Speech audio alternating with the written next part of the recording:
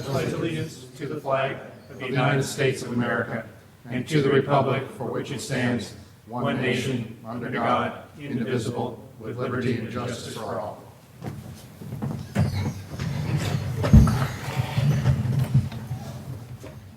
Any changes to the order of agenda? Mr. Weiss? Okay. Mr. Rubens, report on closed session, item number 3. Mr. Mayor, there are no reportable items from closed session. Okay.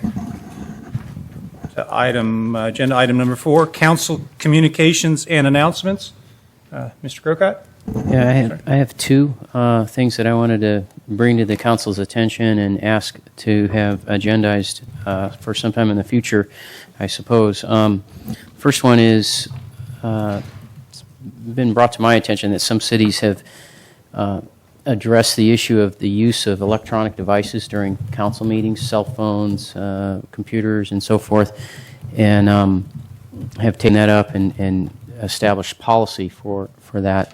And so I would like to ask that this council take up that item at some future meeting and develop a policy that I suppose might be incorporated into, we've got some other documents that have agreements about conduct of council members and so forth. Maybe we incorporate it into that or whatever, but I do think it's an item that we need to agendize and have a discussion about. Okay, agreement on that?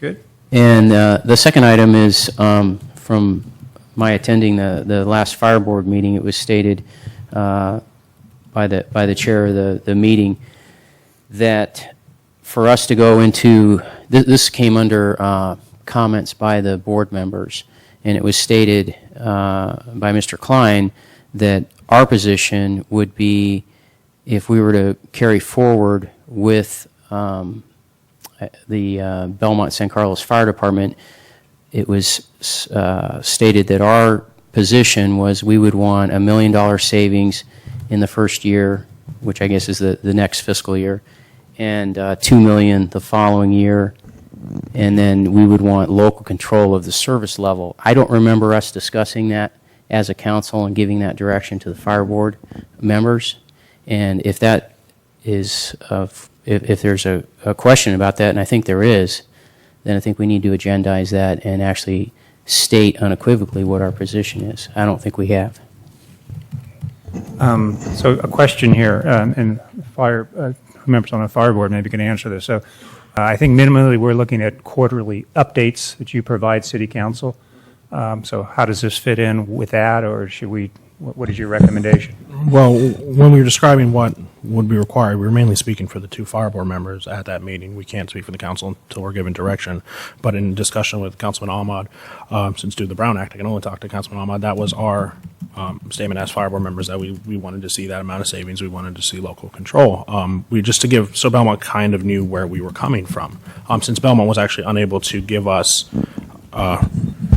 any clue into where they were sitting as a council because their city staff and their council had decided not to discuss the issue until tomorrow night, I believe, and that they'd be able to come and discuss openly how they felt as a council. We wanted to give them an inkling as to where we were leaning on the fire board, and that's what Councilman Grocott just reported on.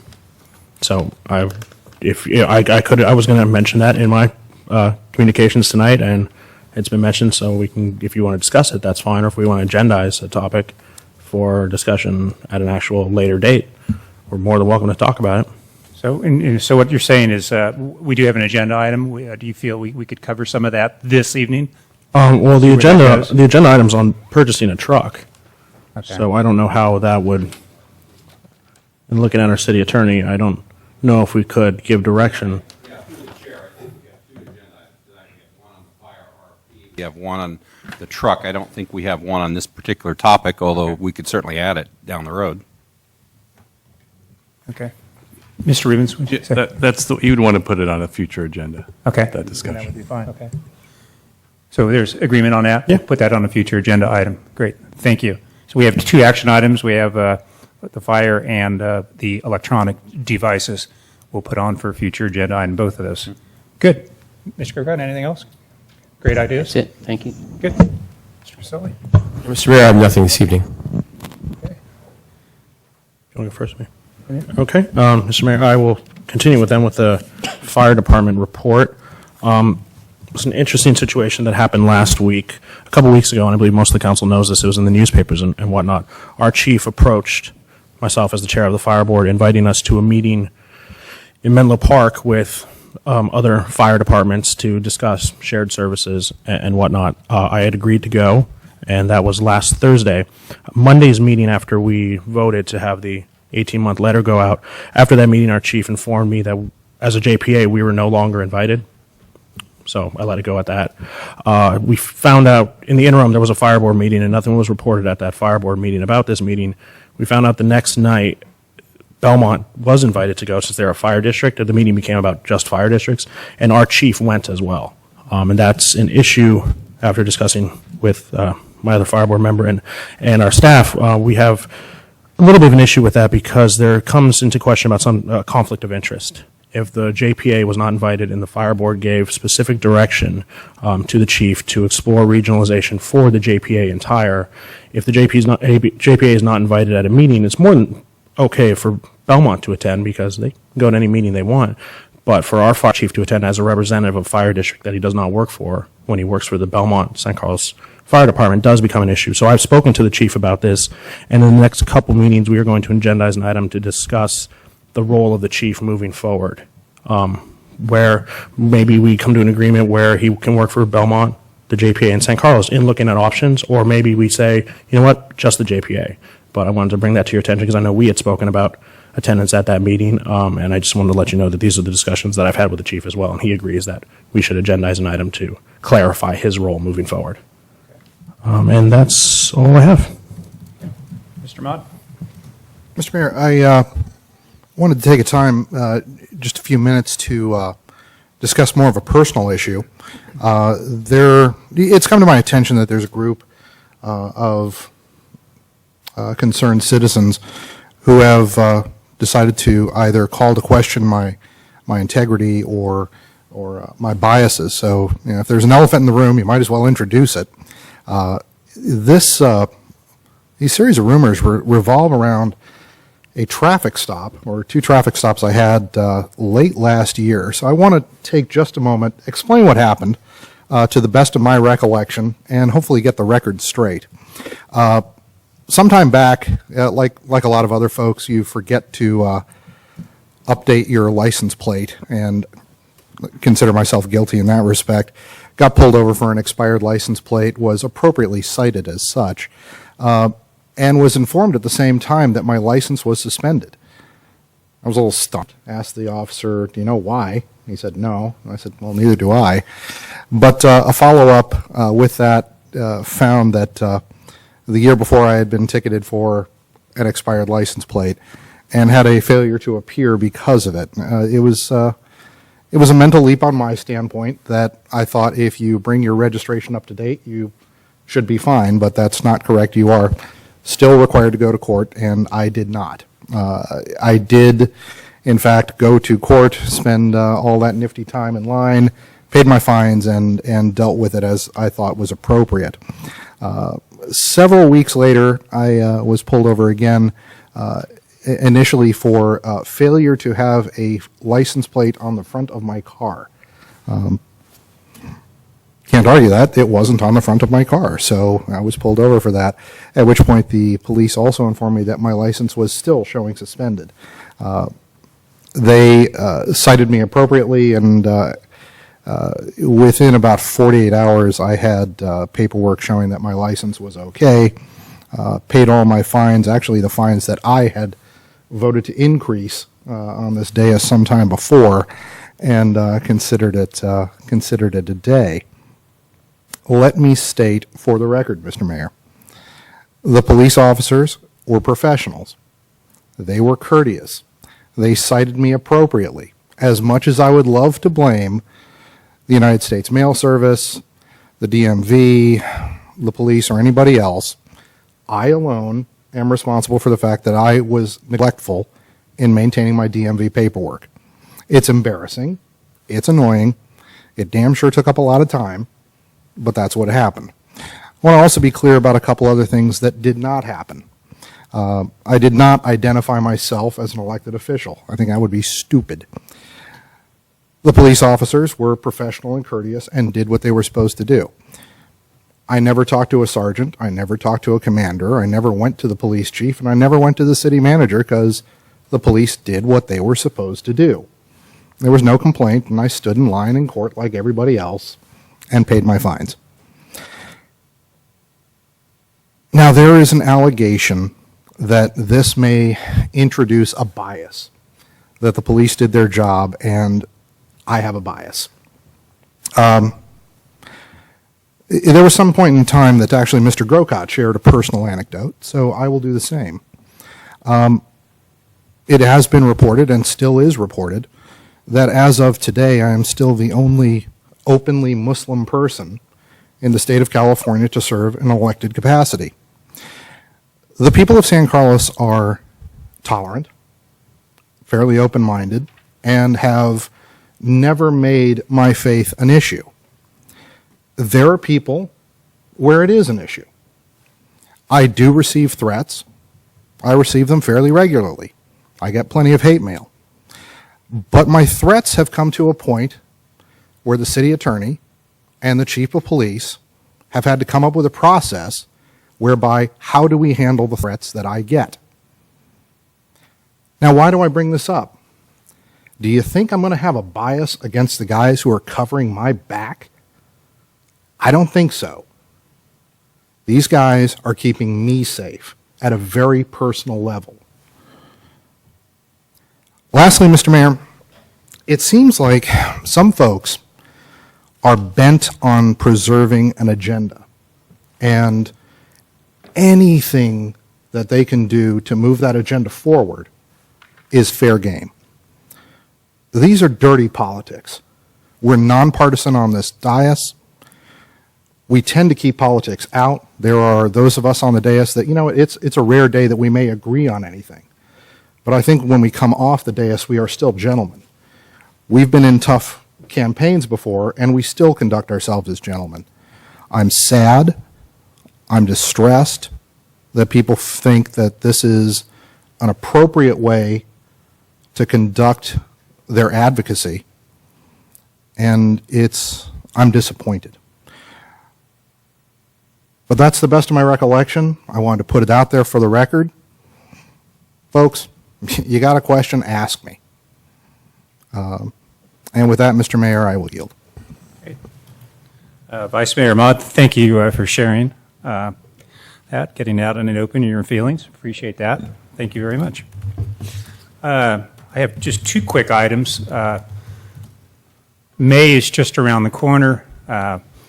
Hot Harvest Nights starts up the first Thursday in May, so get ready for that in our downtown.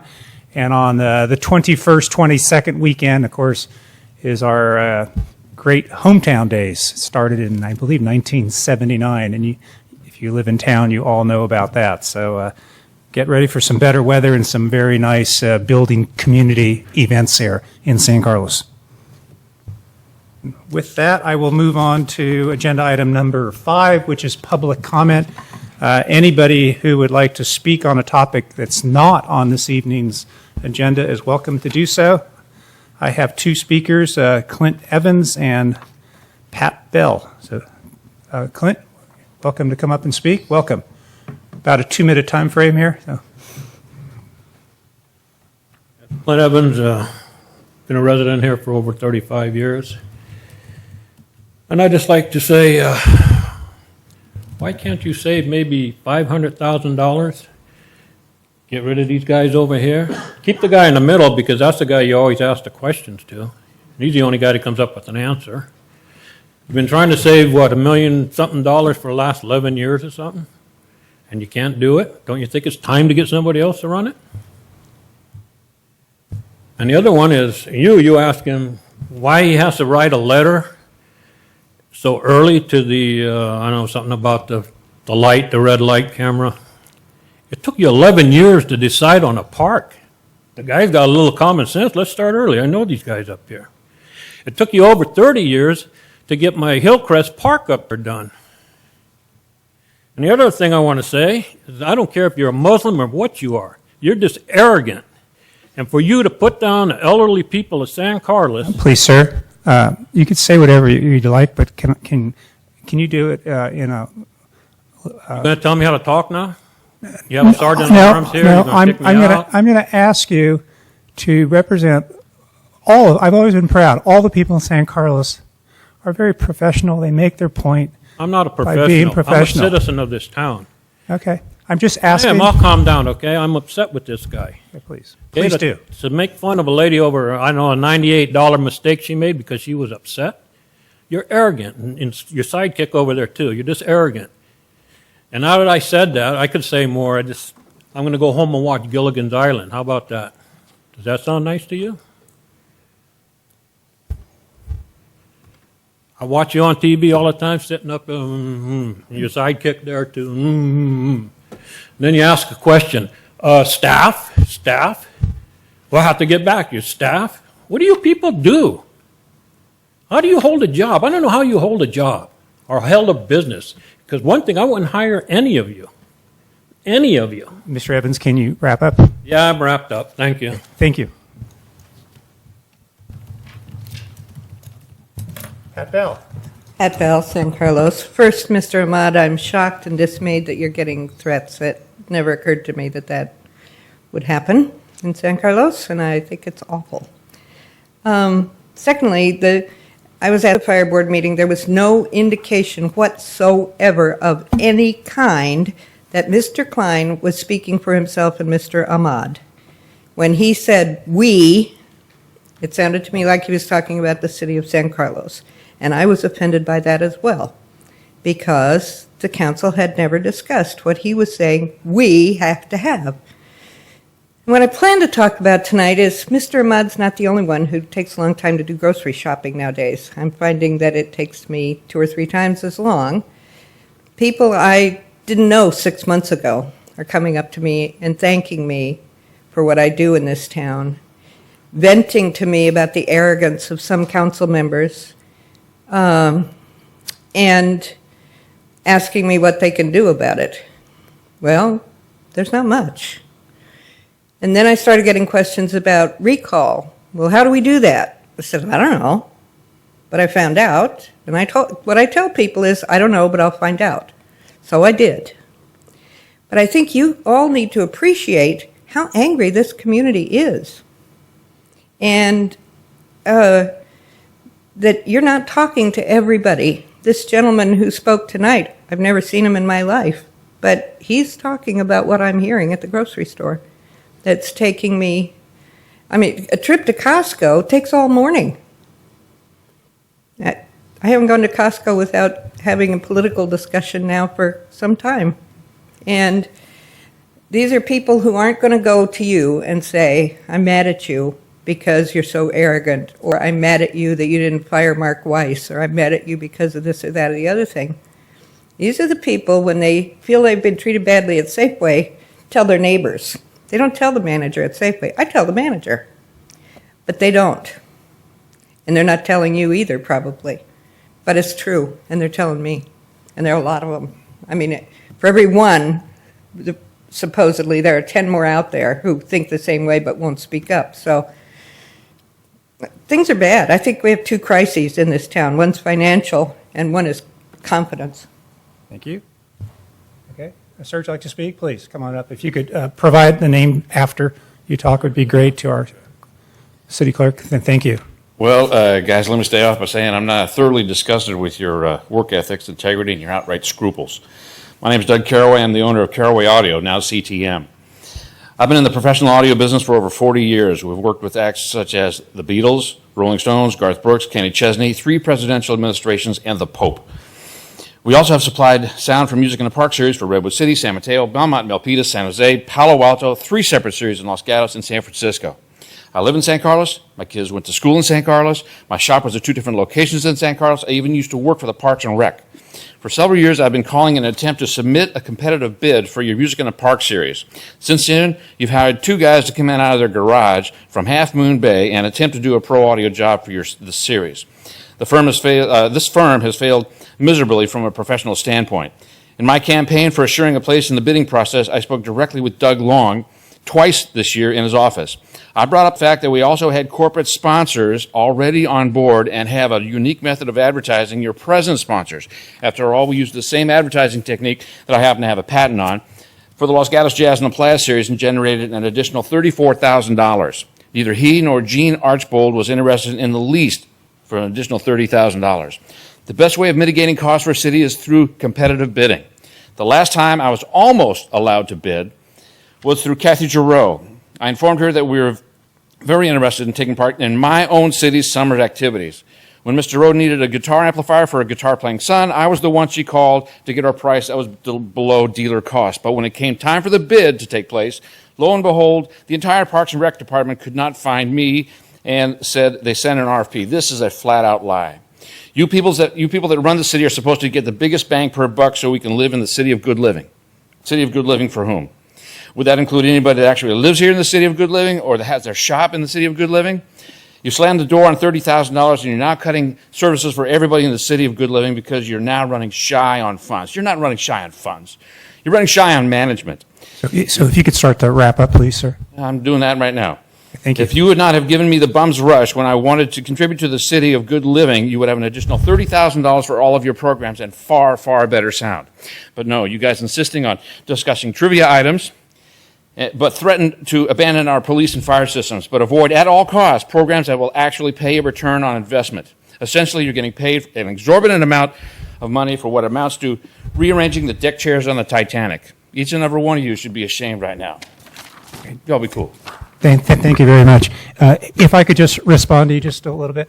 Thank you very, very much. I've been involved actually as a volunteer for our concert series for the last 17 of the 20 years. I will say I know that we did a formal bid process, I believe about 3 to 4 years ago. We would welcome you to participate in that. One caveat, we may not be using a sound system in the future to actually reduce costs, but we're always looking at going out to local vendors and provide that kind of service. So I just ask you, please send me a message. I'll make sure that when the bidding does come up again, that we do include you. And I hope that Randy Royce. Okay, I'm on the web. Thank you, sir. The concerts is very special to us, and sound is an important piece of that. Thank you. And You've got another speaker, I think. other speaker? Great. Thank you, sir. Good evening, gentlemen. Quite an evening this evening. People are speaking up, and I'm going to speak up. I request that Councilmen Ahmed and Klein be removed as fire board members. They have alienated too many already. Thank you all. Thank you. Would anybody else like public comment? Anyone? No one can match that, huh? Okay, thank you very much. Let's move on to the consent calendar. Item number 6, our consent calendar items are considered to be routine and will be enacted by one motion. There will be no separate discussion on these items unless members of the council, staff, or public requests that items be removed for separate discussion. So with that, Mr. Mayor? any items? Mr. Yes, Grocott? especially in light of our public hearing tonight, I would like to remove items that regard sewer, so items B and looks like the other one is item D. And then I'd also like to remove item F. I have a few questions on that one. Okay. Mr. Mayor, I move approval of consent calendar items 6A, C through E. No, he wants D off also. Oh, D's. A, C, and E, I think. So 6A, C, and E. Okay, have a second on that? Second. Okay. Roll call? Councilmember Mod? Yes. Councilmember Grisilli? Yes. Councilmember Grocott? Yes. Councilmember Klein? Yes. Mayor Royce? Yes. Okay, reports to council. We have one. Mr. Weil, report to council on Public Works Maintenance Operational Review. And again, this is agenda item 7A. Thank you, Mayor and Council. Robert Weil, Public Works Director. And first, I wanted to thank the City Council for giving the Department of Public Works the opportunity to obtain an independent review of our maintenance operations. I can assure you that we were not looking to defend the status quo, but instead we wanted an efficiency expert to identify areas for improvement. We really need to move our department's maintenance to a higher level, especially with respect to sanitary sewer overflows. So after a rigorous selection process, LA Consulting was selected for this contract in 2009. Harry Lorick, professional engineer, the president and founder of the company, is here tonight to report on his review, findings, and recommendations. Harry brings a wealth of experience with public works agencies of all different sizes. Even more than that, he brings hard data about performance. I think the City Council will enjoy and appreciate his business-oriented approach to delivering these essential services. Great.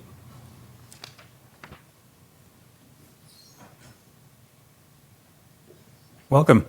Good evening, Mayor, members of council, managers, and citizens. My name's Harry Lorick, and I have a short presentation that I'm going to outline exactly what we did in reviewing this operation. First of all, thank you for the opportunity, and secondly, it's been very interesting because the employees really got involved in this, and they really are understanding that they need to improve, and that they need to do something. And so I'm going to cover a little bit about the effort that we went through. Let's see. Here we go. First of all, we've done this before, and I listed just a couple of agencies that we have actually worked with before, but we've actually set up systems and reviewed organizations such as the Port of LA, many cities in this area, and actually and focus on efficiency. And why was this done? We look at the RFP that we submitted on, we're asking 4 different things. One is to look at, is there a better way of doing this? Can we automate it? Can we look at the things you have to maintain? What are they doing well and what they are not doing well? But the big thing was they wanted to operate their operation like a business. They wanted to see, how can we do this better? And that's what we were tasked to do. And so what we focused on is efficiency and effectiveness. But to give you guys credit, you did this recently. Some actions have occurred where people are saying, we haven't done certain things. The city hasn't done certain things.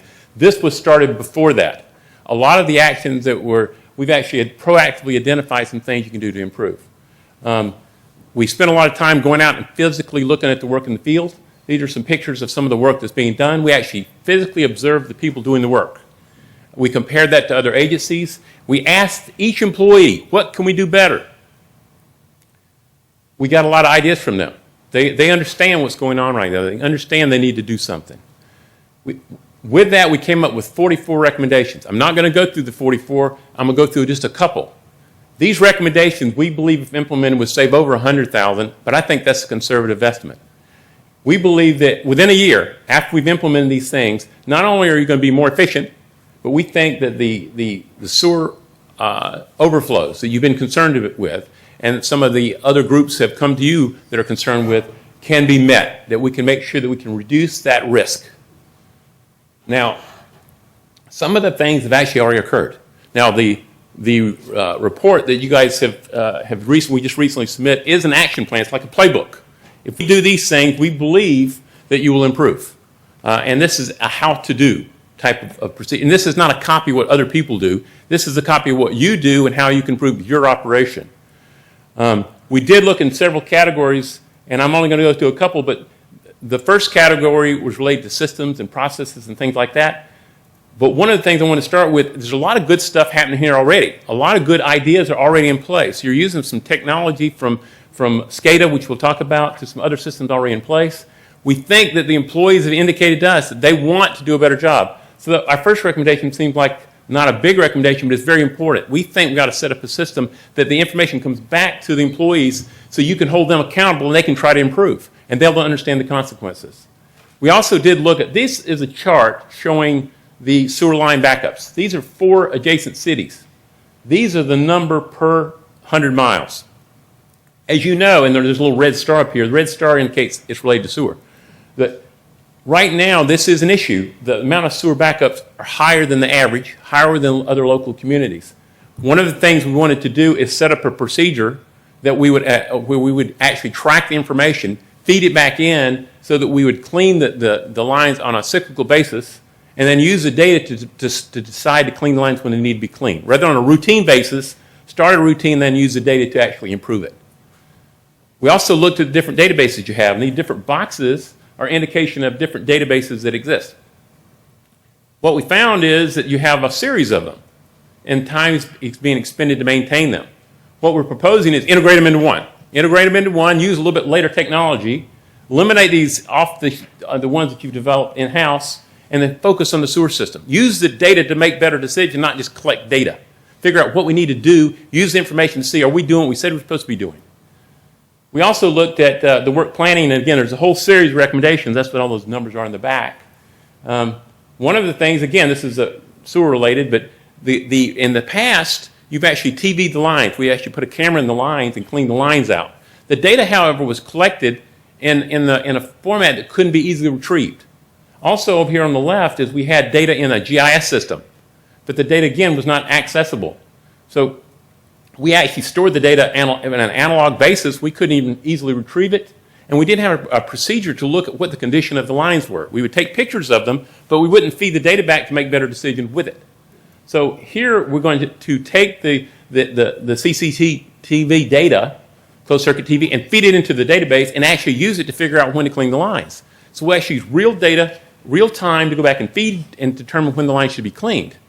And this, you might say, well, what's the big deal? Well, that can save you a lot of money. It costs a lot of money to clean the lines and use an expensive piece of equipment.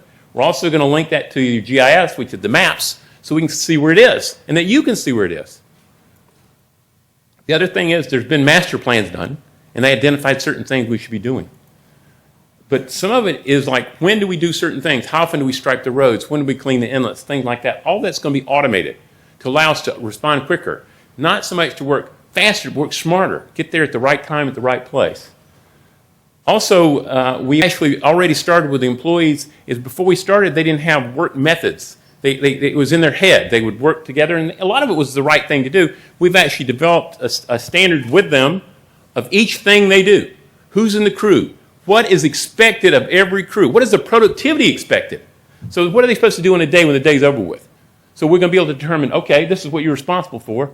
That's been developed, and we've got about 50 different specific things on how they do it, what equipment, how they do it, what the methodology is, and what they should complete at the end of the day.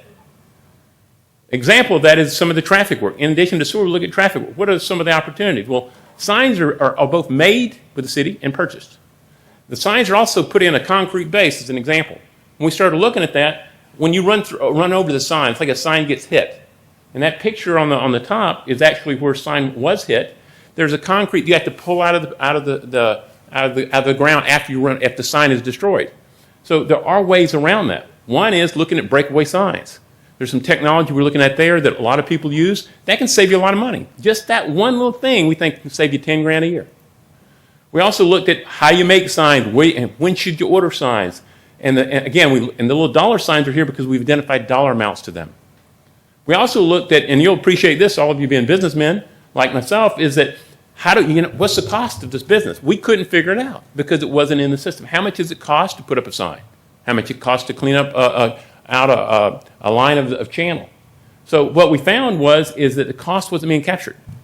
The overhead, the equipment wasn't in the system. So here, just like a business, we want to set it up so that when you ask them how much the sign takes to put up, they can tell you it costs you $52.45, or it costs you $80, whatever it costs you. So that we can look. The other thing is, one of the other recommendations is to set up a performance plan. So when you ask the Public Works, what are we going to get for our dollars? They'll say, we're going to do this many lines, sewer line cleaning, we're going to put this many signs, we're going to do so many potholes, and this is how much it costs. And you can say, we don't have that money. Well, what can you do for the amount of money we have? Okay, here's what we can do. Well, how many people we need to do that? We're going to set up a system that can do that. We've already started. We've collected the initial data.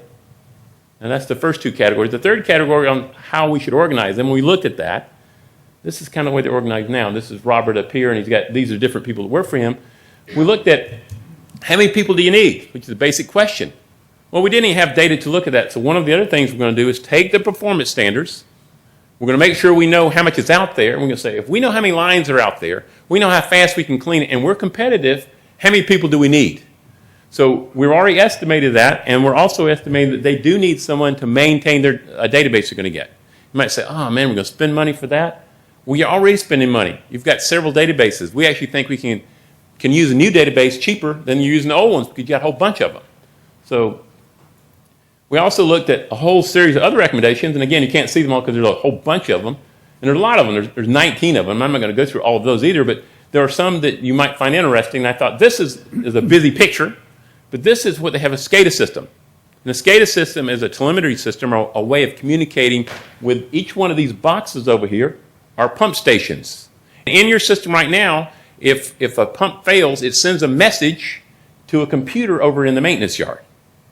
And the guys know what to happen. It also sends this smart, so it actually sends a communication to the person on call. So in the evening, somebody could get a little buzz saying, there's a problem and a pump, and they would know they need to do something, which is good. However, there's a lot more tools in the SCADA system we can use. We can actually set up the SCADA system so they can look at it at their house. Now when they get the buzz, they have to come to the office and look at the computers there. There is some low-cost technology we can use. Well, actually, they can look at it from their home. You might say, well, big deal, we're spending more money on technology. Well, when they respond now, they respond with 2 people. How many people do they need? We don't know. But they have to respond with 2 because they might need 2. With the SCADA system, that and some other things, we might be able to actually reduce overtime. The other thing we looked at is when the people work. Certain people work a certain time, 4/10s, 5 to 8s, and who gets called out. When they get called, as I mentioned, normally 2 people respond. Often 2 people are needed, about half the time. But the other times they don't know until they get there. So here we're saying, okay, first of all, let's look at how we assign overtime. Secondly is, let's use the standards. Let's use the electronics and figure out and send the right number of people. Right now, they're having to make judgments the best they can, and they're doing a good job. I'm not complaining about how they're doing, but we can do it better. We also looked at equipment, and these are other cities. And here you can see this is the amount of equipment per person. The bigger the city, normally you have more pieces of equipment because you've got longer distances to drive and things like that. This is rolling stock per person. So we did look at smaller cities tend to have less equipment per person. So we looked at it, and it didn't look like you had a high number, but what we did find, there was some low-use equipment. You might say, well, how much does it cost for that low-use equipment? For instance, if you have a truck and you only use it for 40 hours a year, it costs a lot of money if you figured the total cost. But we didn't have that information. So we think by setting up this system, we're going to be able to optimize your equipment and actually maybe get the right piece of equipment and get rid of that we don't need. But right now, we don't have that information. We're having to estimate it. We also looked at contracting. You heard one gentleman say he wanted to contract. Well, the city does a lot of contracts right now in Public Works. They actually do contract a lot of things. Most of their asphalt repair is done by contract. Their traffic signal is done by contract. Street sweeping by contract. A lot of their maintenance is done by contract. The SCADA that I just mentioned to you, that data system, tree servers. But anyway, how do they decide when to contract? And that was one of the things we're looking at. Well, why do you do certain things and why don't you do others? So we actually did look at that. So one of the things that we're going to propose is that everything they do, 100% of everything they do, each year they evaluate and they come back and say, it makes sense to consider contracting or not. We're going to set up a procedure. They're going to have total costs. They'll be able to compare to it. And what they're going to do is try to figure out when's the best time to contract. This is the same procedure we've used in many places, and it works very, very well. We looked at how they schedule work, and these are the list of the different things of how they schedule work. Basically, when they schedule work is in the morning they come in and they assign people. And the reason they can't project out is because they don't have the tools to project out.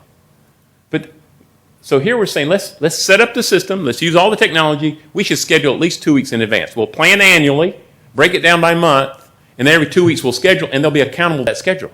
So when you call up and say, what are you going to be doing? You would actually know. The manager would know what had been planned, and we could actually schedule. And then again, it's an accountability. You say, this is what we're going to do. It's just like your kid when you're looking at his report card. If you don't look at his report card at the end of the year, it's too late. You got to look at it as you go along. Same thing. We're all the same. We did look at traffic signals. Now this is a graph. You can't see it, but that's street lighting, traffic signals in total. The blue is preventative, and the red's call out. That means that you do preventative maintenance on your traffic signals, the one that control the intersections, and you do PM to preventive maintenance.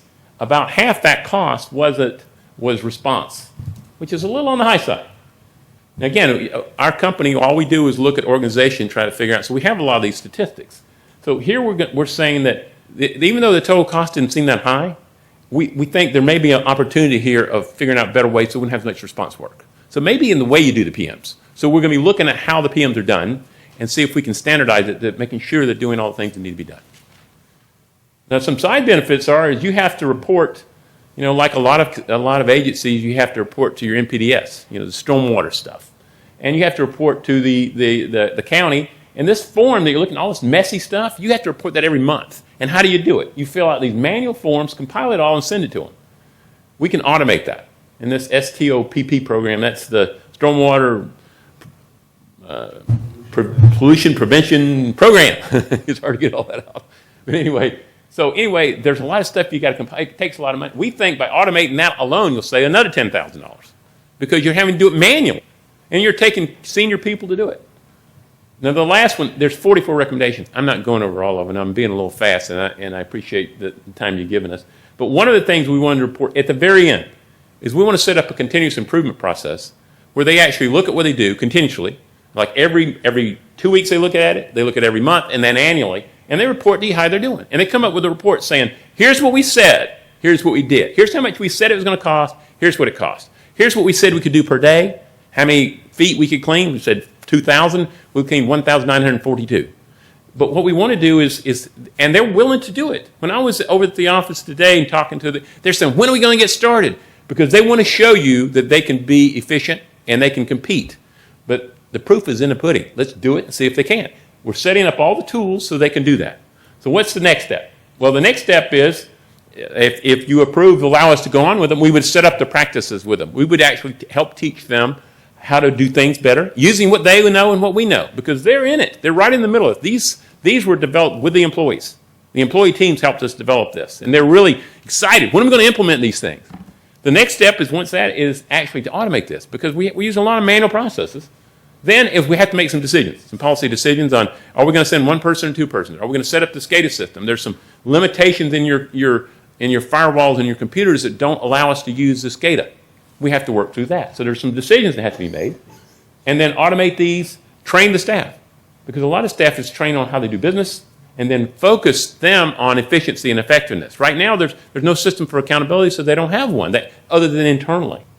And then empower them. This is where you got to go get there. And then use this to report back to you and do a good job. They want to do a good job. I think give them a good chance, and we'll see what happens. But every time we've ever done this, people improve. You challenge them, and if they can't do it, then you make the best decision for the citizens. The citizens want the best bang for the buck. Let's give it to them. Set up a system, let these guys compete, and see what they can do it. But this process we're setting up, the employees are really psyched to do it, and I've really been encouraging. Sometimes we do this, the employees are not happy about this, because this was a review of them. We looked at them very detailed, and sometimes they get really scared. Sometimes these guys were scared, but they came up with a lot of good ideas. So I think they're willing to take the challenge. We hope we get a chance to do it, but thanks for the opportunity. Really appreciate the opportunity of doing this, and I'll be glad to answer your question. I know I ran over a little bit, and try to be fast, but I'm trying to save you the Reader's Digest version of this, so you didn't have to read this in a lot of detail. But the report that you got, there's an executive summary that summarizes it all. But I tried to cover the whole thing the best I could, but there's a lot of detail to it. Maybe you were fast, but you were good. You covered a lot of data there. So, thank you. From City Council, thank you very much. Questions from Council?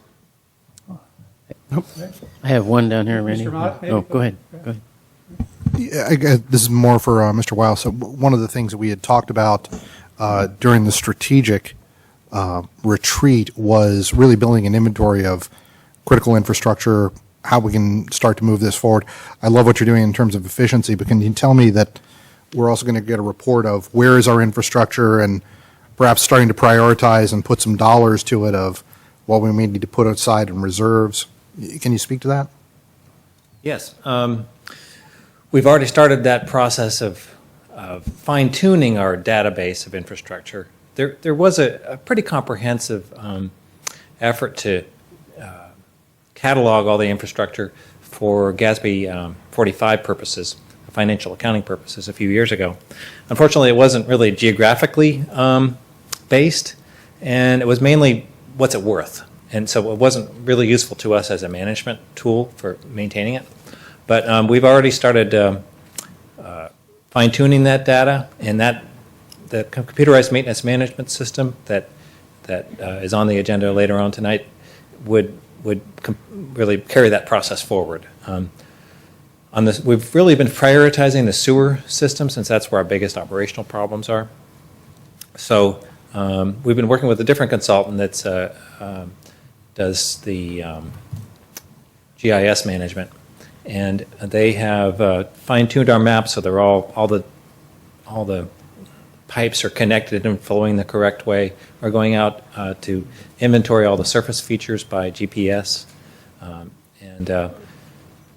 and then what we already have pretty good data on the age of the pipes and the size and condition and type of material. So we'll continue to build that, and I think that we're getting closer and closer to really be able to tell you what it takes to keep these systems in good shape. Does that cover it? Thank you.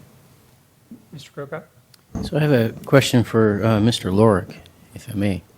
And by the way, Mr. Wild, good job to both of you on what you've done. I appreciate the presentation.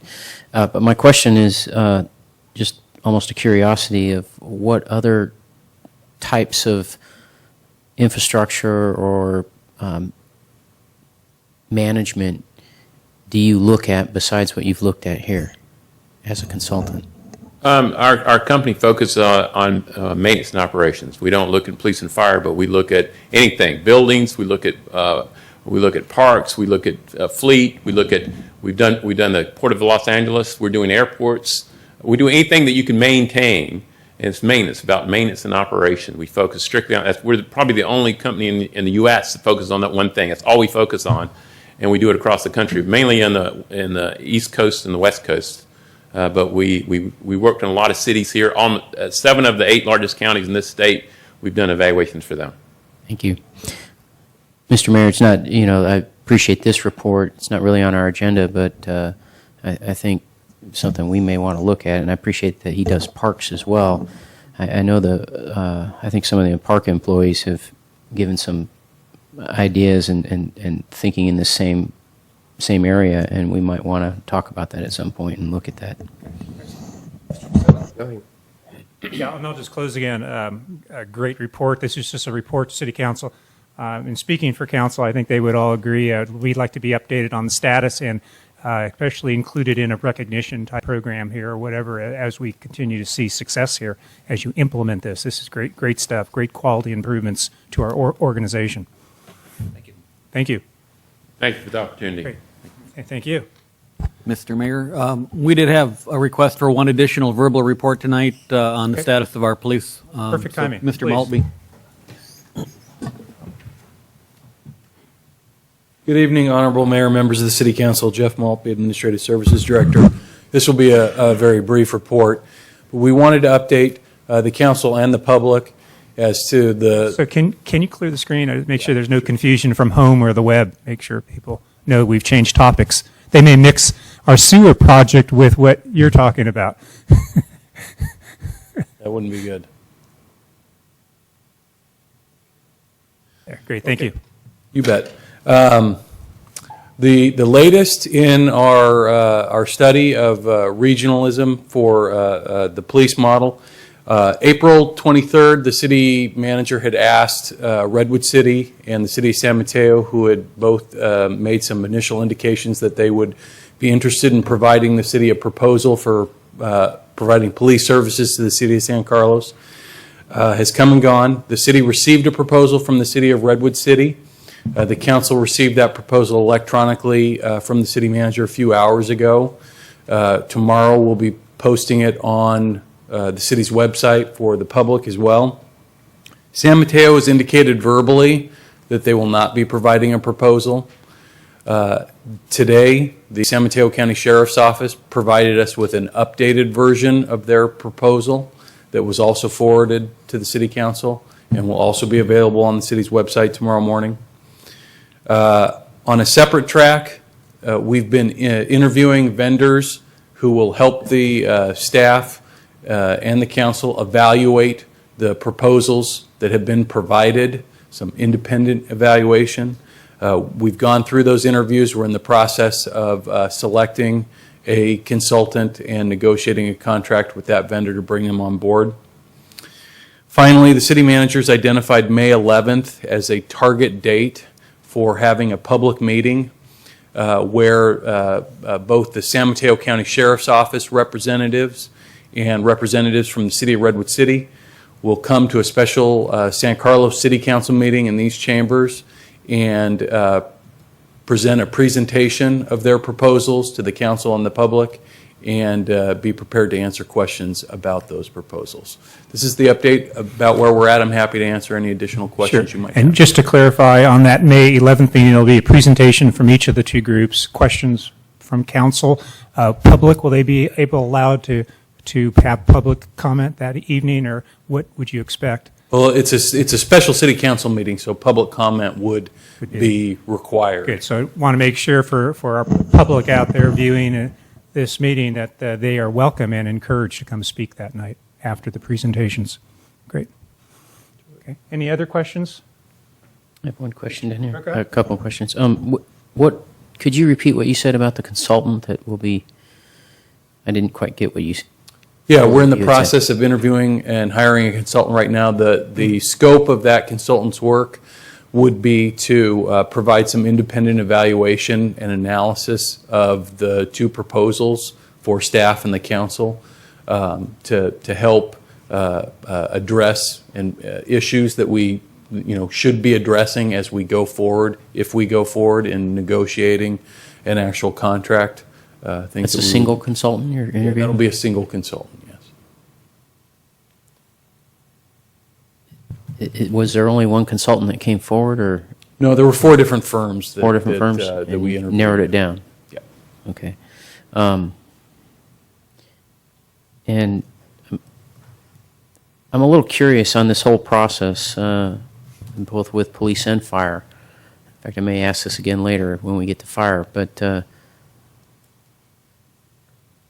it seems like we're going out, we're doing sort of an RFI right now, but not an RFP. Are we going to do an RFP? I don't believe we are going to do an RFP.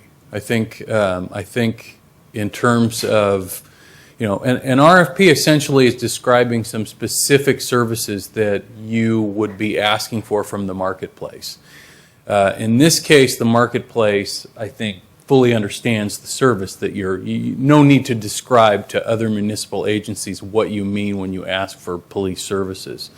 We've talked to all our neighbors. Agencies have been aware for months and months. This has been in the newspapers. Everybody's aware that we're looking for proposals in this area, and these two agencies have come forward. I know that city staff and I think the city council as well has said publicly numerous times, hey, if you've got a proposal in this area for us, we want to hear about it. So we've done that. We think these are the two agencies that are interested in working with us. I wouldn't really see the need to go forward with going back out and asking again, okay, is anybody else interested? That would be the purpose of doing an RFP.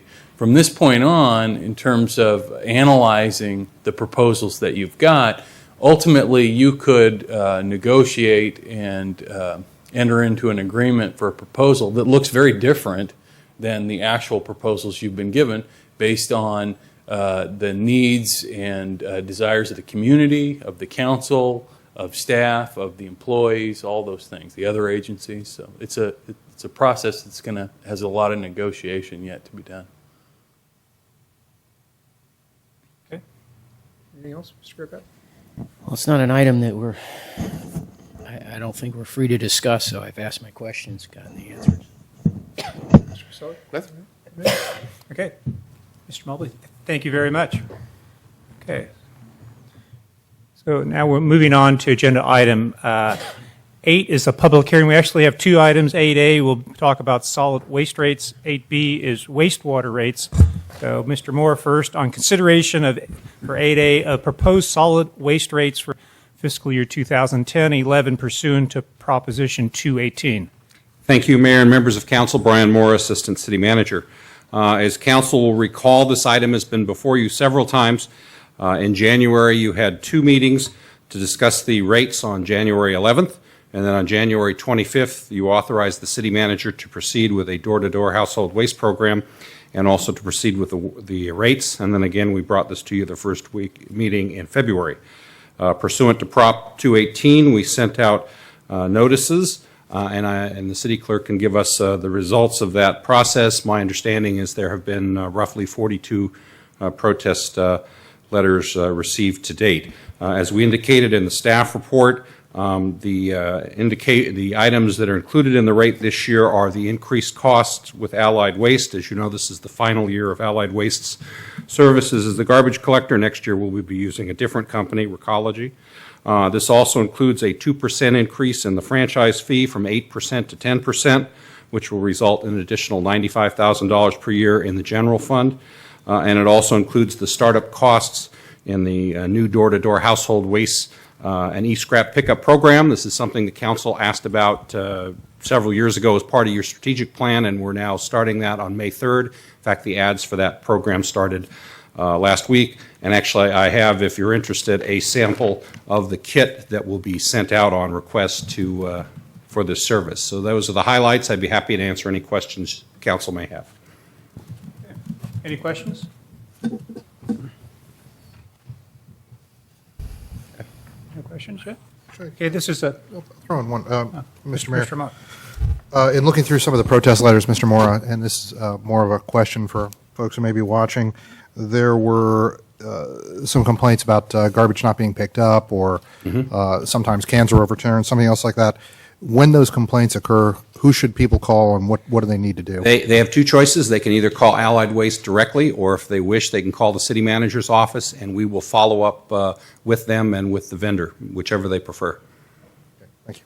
And they're welcome to send letters to the mayor, too. I do get a few once in a while, Yeah. too. I should mention, too, along the lines of Councilmember Ahmad's comment, I know that in the past the council has had concerns about the garbage and recycling at the Starbucks at the corner of San Carlos Avenue and Laurel Street. I had a meeting last week with Recology, and they have some interesting strategies on how they believe they can do a better job of garbage and recycling collection than the current garbage company. I won't necessarily promise that will happen, but Mr. Puccinelli, who is the general manager of Recology San Mateo, apparently has some experience with both Starbucks and Pete's in San Francisco, and he said he knows some folks at the district manager level. So we'll look forward to that in the coming year.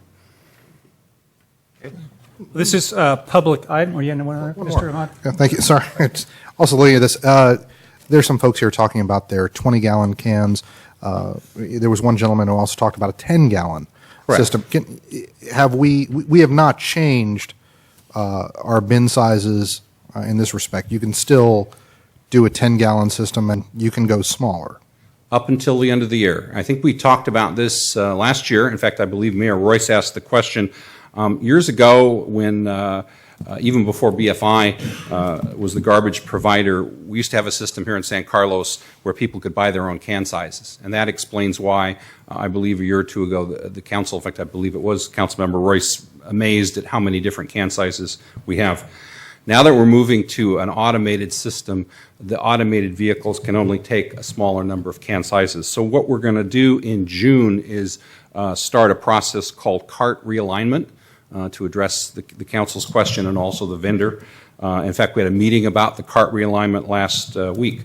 What's going to happen is starting in June, we're going to send out postcards to all the residents, and we're going to talk to them about the new can sizes. So there will be basically for garbage, for example, 4 can sizes rather than I think we have today something like 30. And so we have bands. For example, if you have anywhere from 10 to 20 gallon service today, you'll go to 20. If you have 32 to 40 gallons, you'll go to 32. If you have 64, you'll stay the same. And if you're at 92 or above, you'll be at 96. So we will have sort of default sizes, and we'll say to everybody, based on your current size, this is the assignment we're going to give you. However, if you'd like, you can have a different can size. Just tick off this postcard, send it back. So that process will be starting in June, and then I believe it's in September, October timeframe, people will be getting the new automated carts. I think the council may also recall from our discussion, I believe it was late last year, if I remember it correctly, we had a discussion about the franchise deal points. And at that point, originally for San Carlos, the smallest can was actually 32. And you heard from some folks from the San Carlos Green Group who wanted a 20-gallon size. And we actually did some special research in the industry, and we found an automated 20-gallon can. So that's the reason that 20-gallon is now the smallest size. And I have heard from a couple folks who have the 10 and 15 gallon sizes, and because of the way that the new service will be delivered, those sizes will no longer be available. What it will mean is for people in those two categories next year, their rates will go up slightly. Conversely, some of the people in the 32 to 45 gallon band who go down to 32, their rates will go down. So when we do this cart realignment next year, depending on what kind of cart you have and where you're going, your rates may be either up or down, depending on whether you're being upsized or downsized. Any other questions by council? Okay, this is a public hearing, so I'd like to hear anybody from the public would like to speak on this item. You're welcome. Ms. Bell, please.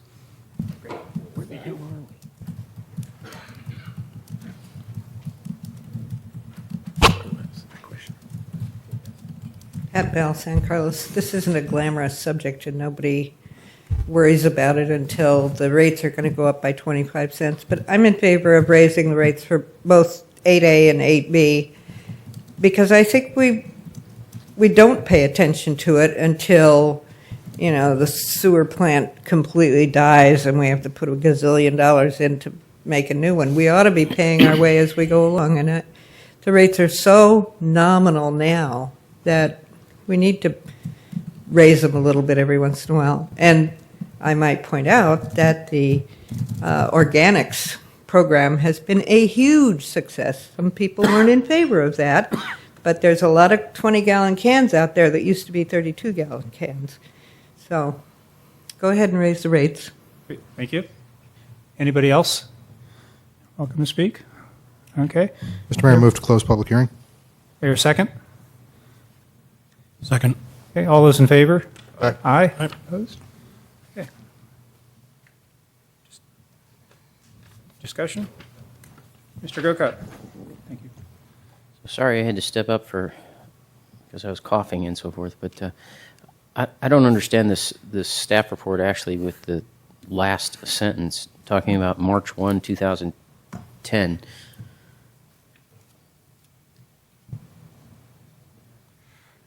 Through the chair, perhaps I can explain. The garbage rates are set based on a March 1st date each year. So, for example, last year, the rate adjustments that you made were effective March 1, 2009. This year, the rates are effective retroactive to March 1, 2010.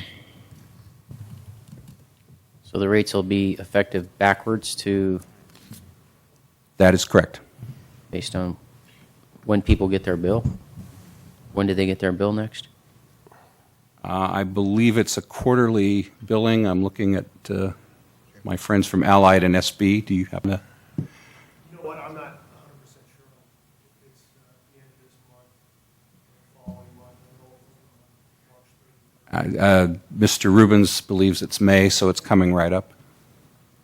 I have a question and just a follow-up question. Then is this, again, I apologize, but I don't remember when we did it last year. Do we traditionally go backwards? We don't anticipate we go backwards? It depends on a couple factors. One is it depends on when the rate report comes back from the consultant, Hilton, Fahrenkopf, and Hobson, and the other is when the council sets the Prop 218 meeting. What we try to do each year, sometimes with more success than others, is try to get the HF&H report sometime late the prior year so we can hit that March date. The last 2 years we have, the report from the consultants run late, and that's what happened last year. Last year you set the rates in June. This year we're a couple months earlier, but we're still behind the March date. The other good news, of course, in all of this, as I indicated earlier, this is the last year that we're doing this cost-plus accounting. Starting next year when we move to Recology, as I believe the council will recall, we're moving to a different system which involves indexed costs. So presumably it will be easier to have a more timely rate hearing. Okay, Mr. Grocott? Well, those are my questions, and if we're going to discuss anything here, but Yeah, please. I don't know if we're going to discuss anything here. If there, Any other discussion? Isn't this close the public hearing, I believe. adopt the resolution? Yeah, and through the chair, probably before you do that, you need to hear from the city clerk how many protests you received. But before we get to that, any other discussion? Well, we might have some after the motion's made. At least I might. Okay. So, yeah. Mr. Mayor, in front of you, we have received a total to date of 44 protest letters. Just a question. When we get these protest letters, do we send out a response, or what do we do? Not typically until after the hearing. Okay. Mr. Mayor, I move adoption of resolution number 2010- 39. resolution of the City Council of the City of St. Carlos approving an increase in residential and commercial solid waste rates. Second. Okay, we have a motion and second. Any discussion before we vote? Well, the only point I'll make is that in the last few years, we've made quite a few adjustments. So although, it says in the staff report, for instance, that it's almost a 12% increase for single family, that's an increase on a percentage increase from the year prior, the year prior, the year prior. And, Pat Bell may be correct that these are somewhat nominal and it's not all that expensive, but it's still a 12% increase on top of a 8% increase or whatever it was the year prior and so forth. And, at some point, I think somebody's got to stand up and say, these are some increases that mean something to folks. And that's what I'm going to do. And I think also, 218, with all its good intentions of what it means that people can protest this, the fact of the matter is not that many people pay attention. I don't know, in all the history of Prop 218, maybe Mr. Rubens can tell us, has there ever been a protest where it's successfully 50% plus one? Not in my experience as a council member. We do these all the time. I was just going to say, through the chair, recently the county, my understanding is, did in fact get a majority protest. Well, that's good. But rarely does that happen. But, 44, I think someone was saying tonight, if one person speaks up, usually there's, some others behind them. And this is meaningful when you get 44 of these letters the day that the hearing takes place. So I'm not going to vote in favor of this. I agree to some extent to what Mr. Grocott said, but I disagree with him on the other parts. But I think we have some costs that we have to recover, and I believe that the cost for the residential, some of these other programs are well, I voted against the hazardous waste, and I voted against the e-scrap, and I'm going to vote against it again tonight. I believe the 8 to 10% for our franchise fee is appropriate. Unfortunately, it's just one motion. If it was three motions, I'd be voting for one and against two. So unfortunately, I'm going to be voting against it too for a different reason. Well, I guess in a similar way, but I just think those two programs are additional costs that we may not have. Should we say? It says universal, and that's a number, or that's a word that it's hard for me to understand. A universal for the whole city. Normally, I understand the cost of doing business, and things have to get increased periodically, but in this case, I have to, unfortunately, because of those, at least to be consistent, I voted against the household waste and also the e-scrap, and so I'm going to be consistent and vote against it tonight. And unfortunately, that means I have to vote against the entire motion. Just also just share, I think the hazardous pickup is something I talked about to Kevin McCarthy 1 month after being on city council. I thought, from my experience, seeing people move, seeing people next door, there's some pretty scary acetones and leaded paint and fluorescent bulbs, and people try to do the right things most of the time, but they don't do it all the time unless you make it easy. So I think this pickup that's costing what, $1.70 something? Actually, it's around 40 cents per month per household. Okay. Well, whatever you cost it, it's an additional cost, and I think the two council members on my left make a good point. But when I think of all the recycling we do, which helps planet Earth, that's great stuff. But if we could minimize as much as possible the hazardous stuff that goes to our landfill, that's why I really feel strong. I think franchise fees, when we did the competitive benchmarking, it's fair. The Ox Mountain extra charges, I think you get a pretty good value for $22 a month for for $5 a week, someone comes up and picks up your garbage and you do food scraps and they pick up your hazardous material, I'd pay a lot more. I'm not saying I'm promoting that, but I think it's a very fair price and we're doing the right things for our city. Well, I completely agree with you, Mayor Royce. I don't, it is almost 12%, but when you look at it for a 32-gallon, it's less than $3 a month. So I don't really see this as being a huge increase, and I think we do. Well, less than 3, but yeah, I think we do get an incredible deal for the price we're paying. Also, we do need to think that some of this is a disincentive to people to get them to be less wasteful. We do need to increase the rates because for some people, it's just not getting through to them.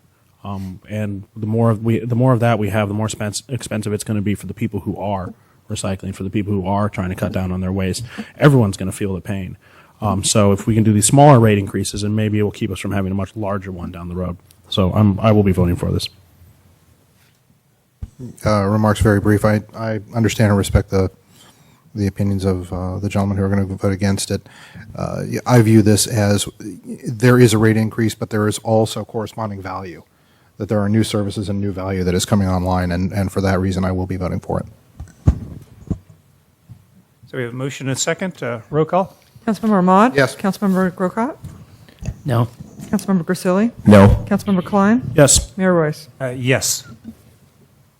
8B. Wild, very similar. Hang on, let me get to, this is consideration for proposed wastewater rates for 2010-11 pursuant to Prop 218. Mr. Wild. Yes, thank you, Mayor and Council. Robert Wild, Public Works Director. And you heard you had a presentation on February 22nd. I think it was the same night as the notice went out on the garbage rates. And that night you approved a notice on these proposed sewer rates. I have 3 slides from that presentation I'll go through real briefly. These are the proposed rates. It's a flat 7% increase across the board. So single-family residents would go from 525 plus change a year to 562, more or less, a year. The factors driving up the rates: ongoing rehabilitation of the wastewater collection system. We have about 106 miles of pipeline here in San Carlos, of collection system, and we rehabilitate about a mile a year. So, it would take us over 100 years to get through the system. And you've been at this a while, but there's ongoing need to keep up with that. We've heard quite a bit about the South Bayside System Authority Capital Program.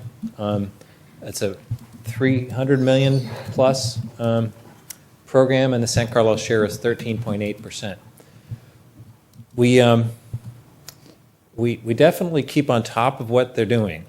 We attend the technical meetings at which these projects are scoped out, and we look to hold them accountable for keeping the costs down on their capital projects. We've been fortunate with the bidding climate because a lot of projects have come in at very competitive bids. So this is a big cost. It's probably the biggest factor in driving up the rates, and we do our best to keep the costs down by keeping on top of the SBSA. The collection system preventive maintenance, you heard about that tonight. This really, although it doesn't add value to the customer as the garbage rate services do, it's really a necessary increase to maintain the level of service and keep from having fines. And then the big unknown here is collection system capacity improvements. Part of the consent decree with Baykeeper was to do an engineering study in which we look for capacity constraints in the system, where the pipes may be too small. And we've done this once before. I've been told that all these capacity constraints were addressed, but I don't have good evidence of that. And so we need to do it more, again, with greater rigor in terms of measurement and modeling, and then tracking the actual results. That study by the consent decree has to be done by March 2012, and the improvements have to be complete by March 2019. So this could be a significant cost and a further rate impact. This last bullet is not built into this rate increase right now. The rate increase that you're considering tonight really deals with that third bullet, the collection system preventive maintenance. did a little bit of a rate comparison.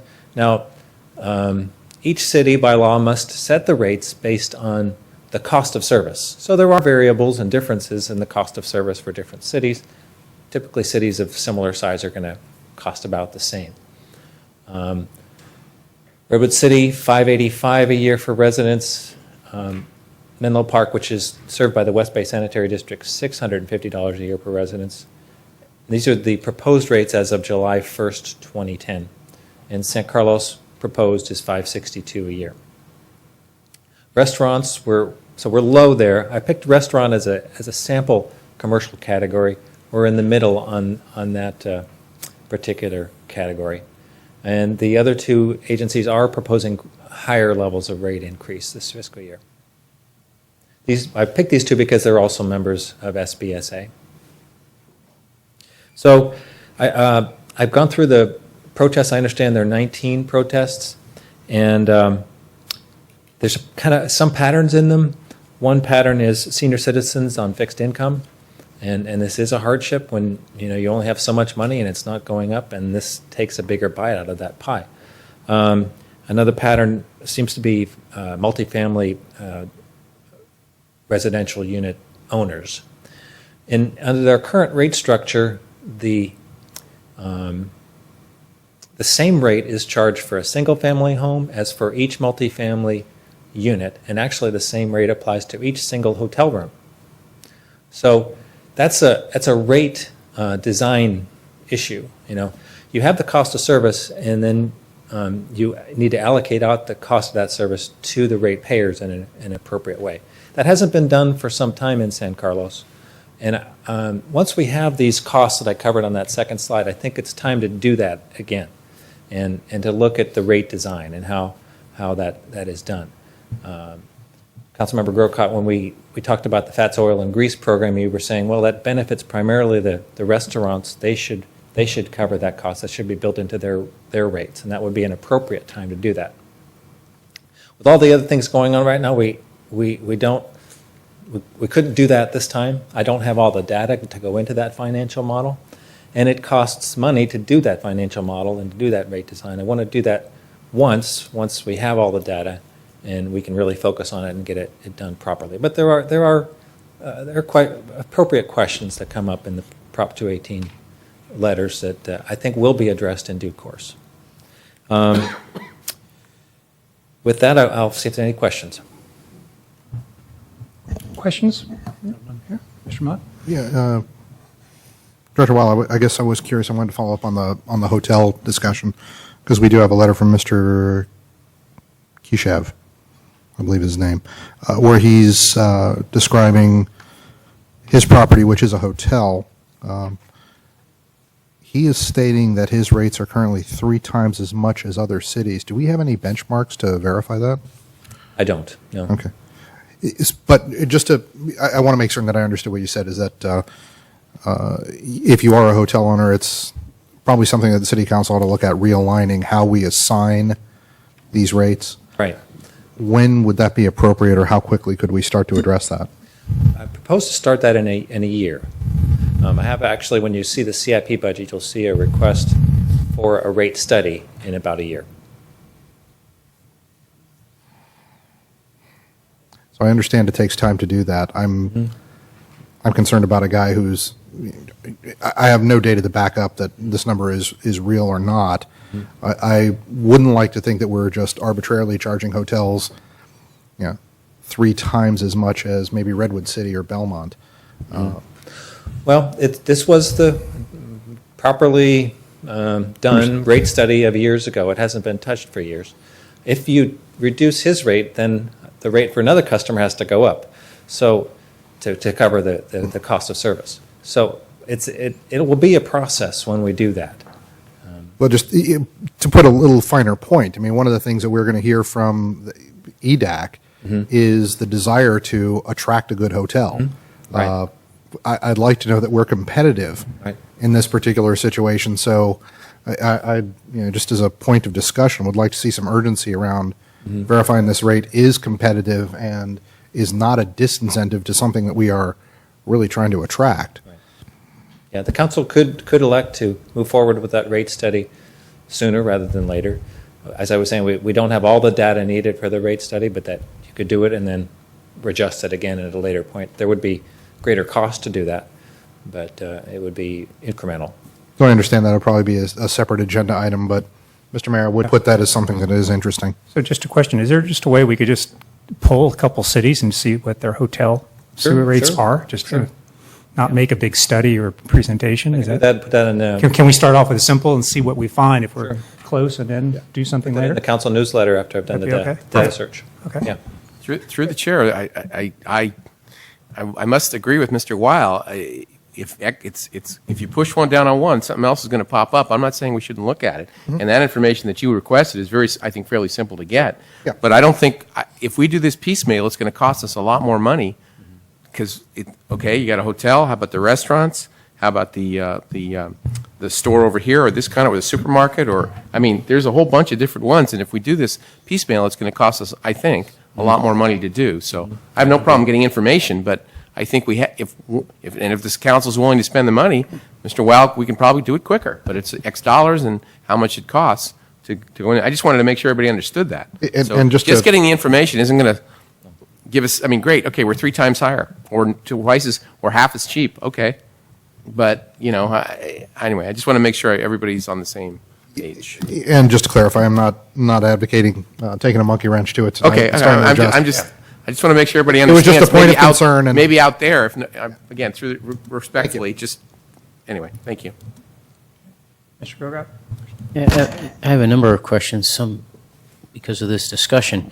We did get a letter from someone who was suggesting another alternative to rates, and I guess this would relate then to what's being called realignment in a year of rates.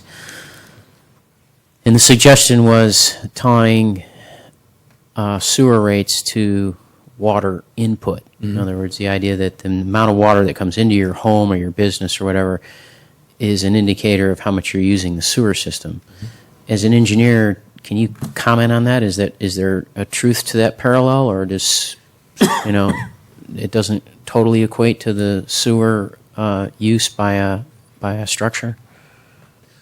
Most cities I'm familiar with do base the sewer rates to an extent on water use. Part of your cost of service is fixed. I mean, you have a collection system. You have to maintain that collection system. The things we've been talking about with Harry doesn't really depend how much water people use. But part of it, the treatment part of it, is flow-based. So you go in a rate study, you'll go through and figure out which costs are appropriate to which category. And most cities do charge at least a portion of the rate to flow. That drives up your cost to administer the system. It's real simple now to just put the same cost on every single residence. That's very simple to do. And so there's that downside. But it does have, what you were talking about, Councilmember Klein, as a disincentive against consumption. It does have that effect. You already pay more water use if you use more water. You would pay sewer too. Typically, to segregate out the water that goes into watering the ground, you just count the water use during the winter months, like December, January, February, when you're not typically running your sprinkler system. So that's a way of isolating that use. So, to understand this too, then the whole operation of sewer is paid for only by rates, or is it also paid by other sources, taxes and so forth? There's no tax. There are no really other sources of money. The capital costs are accounted for separately. So the capital cost when someone connects to this system there's a separate charge for that. But the operating costs are covered by rates and by interest on your balances.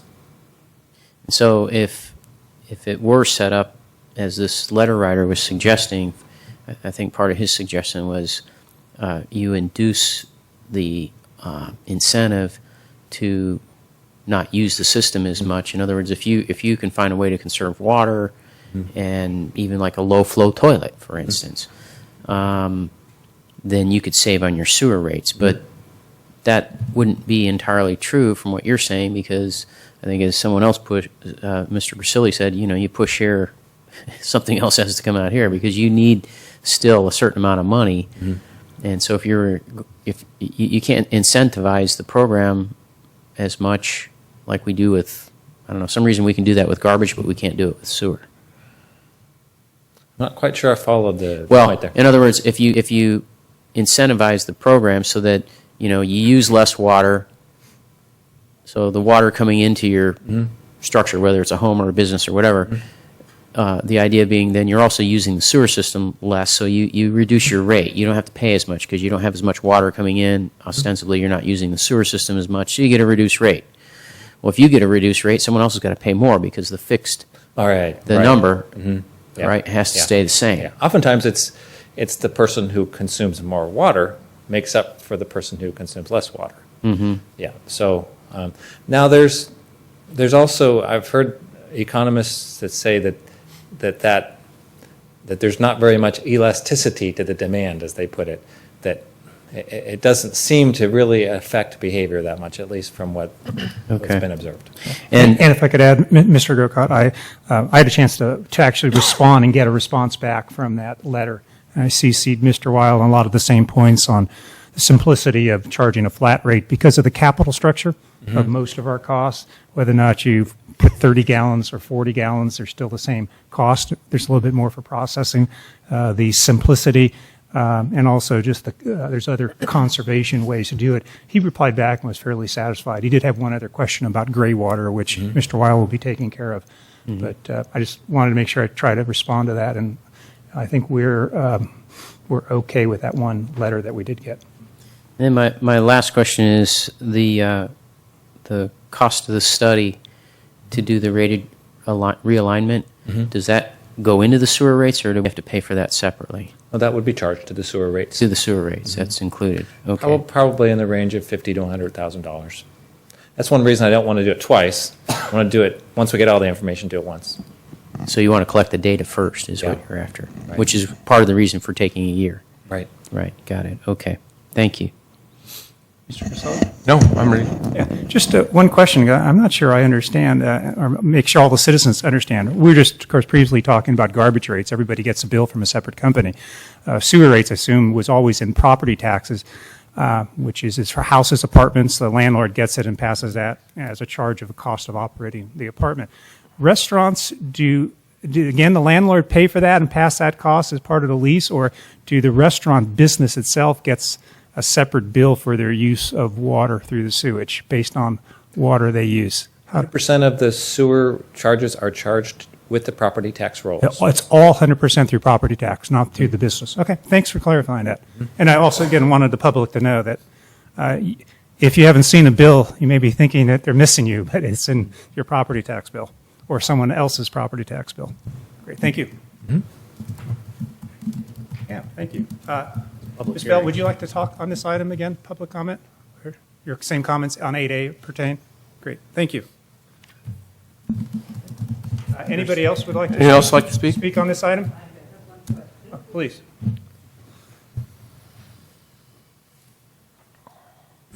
What was the question on gray water, and are we all going to hear the answer? I know what gray water is, but I didn't understand the question. That's why I passed it on. I know what gray water is. I want to know if I can do it. Well, we had a question from a resident who had actually gone through the somewhat lengthy process to put in and costly process to put gray water in his residence. And gray water is a system where you take the water that comes, say, out of your shower or your sink and put in a separate plumbing system, collect that water, and then reuse it for, say, watering the yard. So, and he went through that process, as I understood it, but he feels that he should be entitled to get a reduced sewer rate because he's sending less water down the sewer pipe. And so he had a two-part question. One was, when will this be allowed by the city building code? I found out, yes, the answer is it is allowed now. And secondly, when could it be considered, could he be eligible for a discount or other people who might want to use gray water be eligible for a discount on their sewer rates, and I think we've answered that question. Great, thank you. Okay, anybody else? Move to close public hearing. There a second on that? Second. Okay, public hearing is closed. Discussion? Mr. Grocott? Well, I've had opportunity to go out there to the, what's the road? Radio Road. Radio Road. And, as people can tell from the previous item, I'm not one to okay increases very often, but at least not easily. But I have been out there, and I appreciate the work Mr. Wiles doing, the consultants he's bringing in, and all the work that's going on.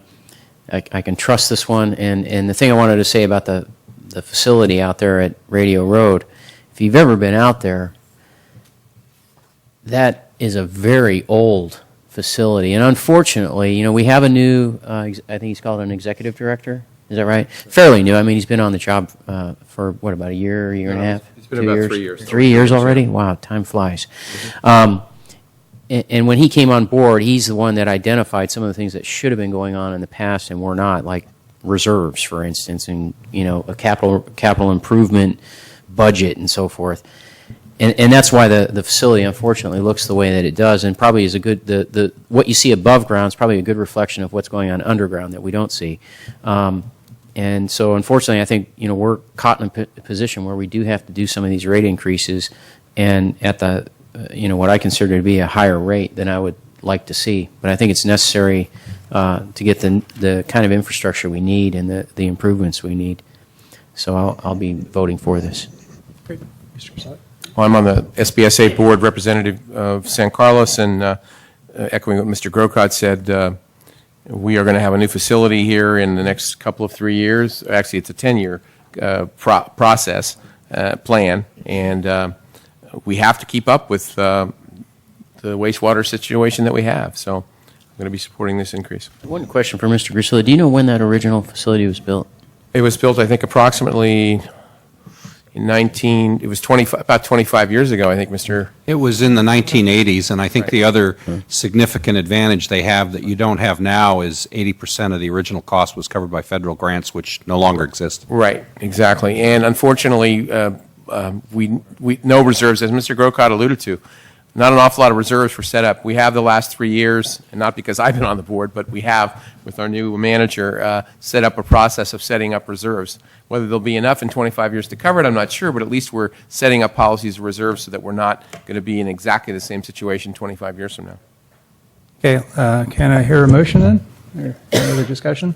Mr. Mayor, for the record, I just want to acknowledge please. there I'm are sorry. Thank 19 protest letters. How many? 19. 19, okay.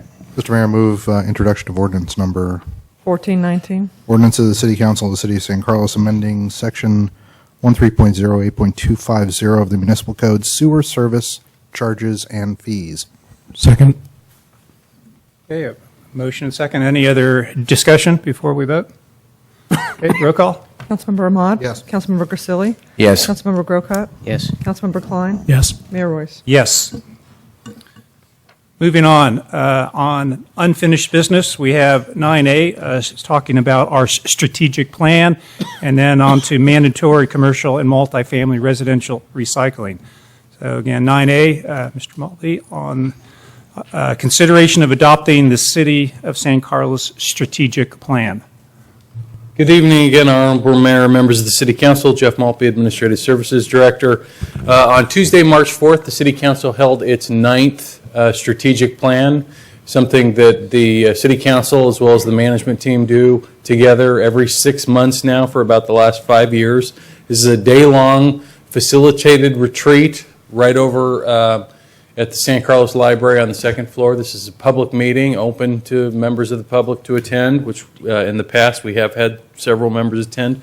The purpose of this strategic plan is to review the city's mission statement,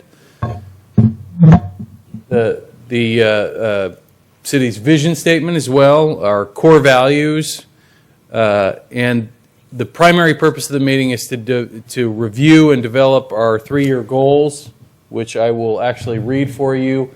They're plan for and implement long-term financial sustainability, provide effective and sustainable public safety, manage effectively the infrastructure and facilities, enhance community awareness, involvement, and engagement, and preserve and enhance our distinct community character.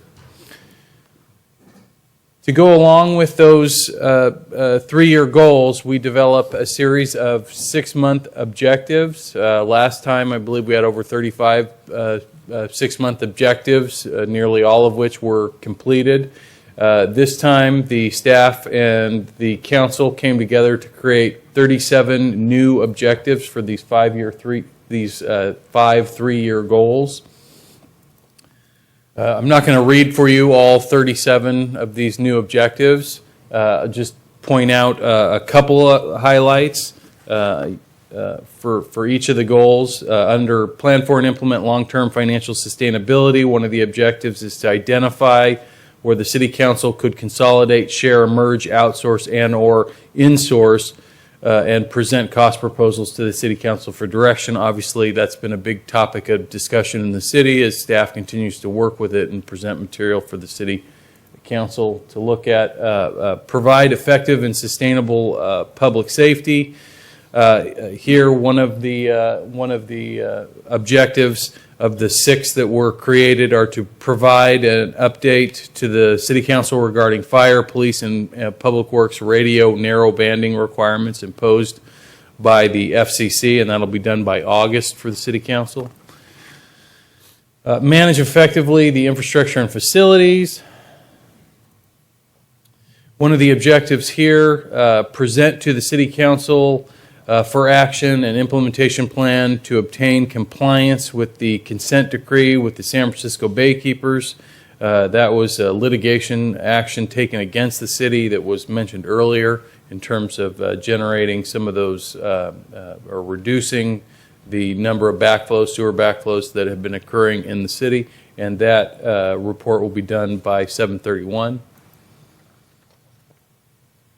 Enhance community awareness, involvement, and engagement. By August 15th, present to the City Council for action options for appointing and reappointing city board and commission members. That will be coming in the future. And preserve and enhance our distinct community character. There are 12 new 6-month objectives in this category. Providing a draft green building ordinance for public input by August 15th is one of those. This PowerPoint presentation will be run for the next or the duration of the 6 months, occasionally on the city's television channel so that people can read in detail. It will be available starting tomorrow, assuming that the council goes ahead and adopts the strategic plan as it's presented or amended tonight. Will be placed on the city's website, so it's available to the public to download and read at their leisure. I'm happy to answer any questions you might have. Questions from council? Over here? No questions? Anybody in the public like to speak on this?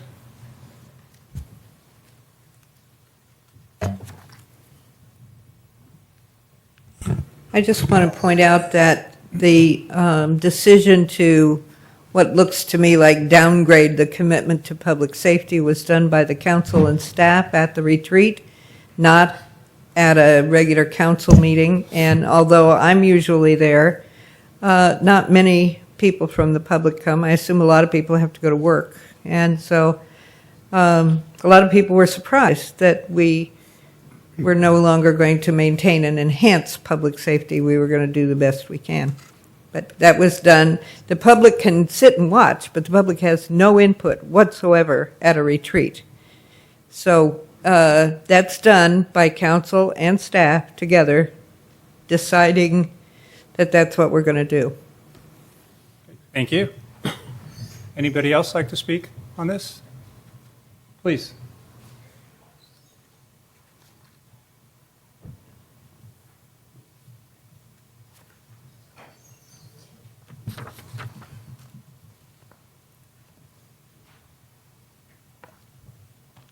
Gentlemen, Brian Randall, St. Carlos.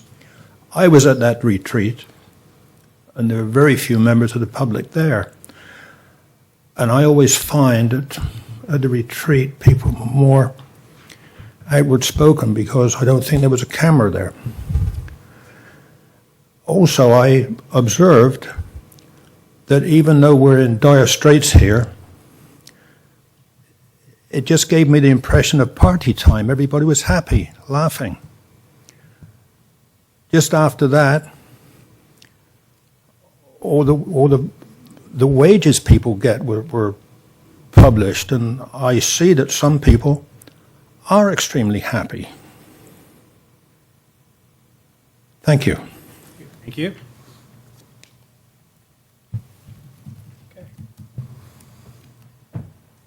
Okay. Any other discussion before we look at adopting the strategic plan? Okay. Hear a motion?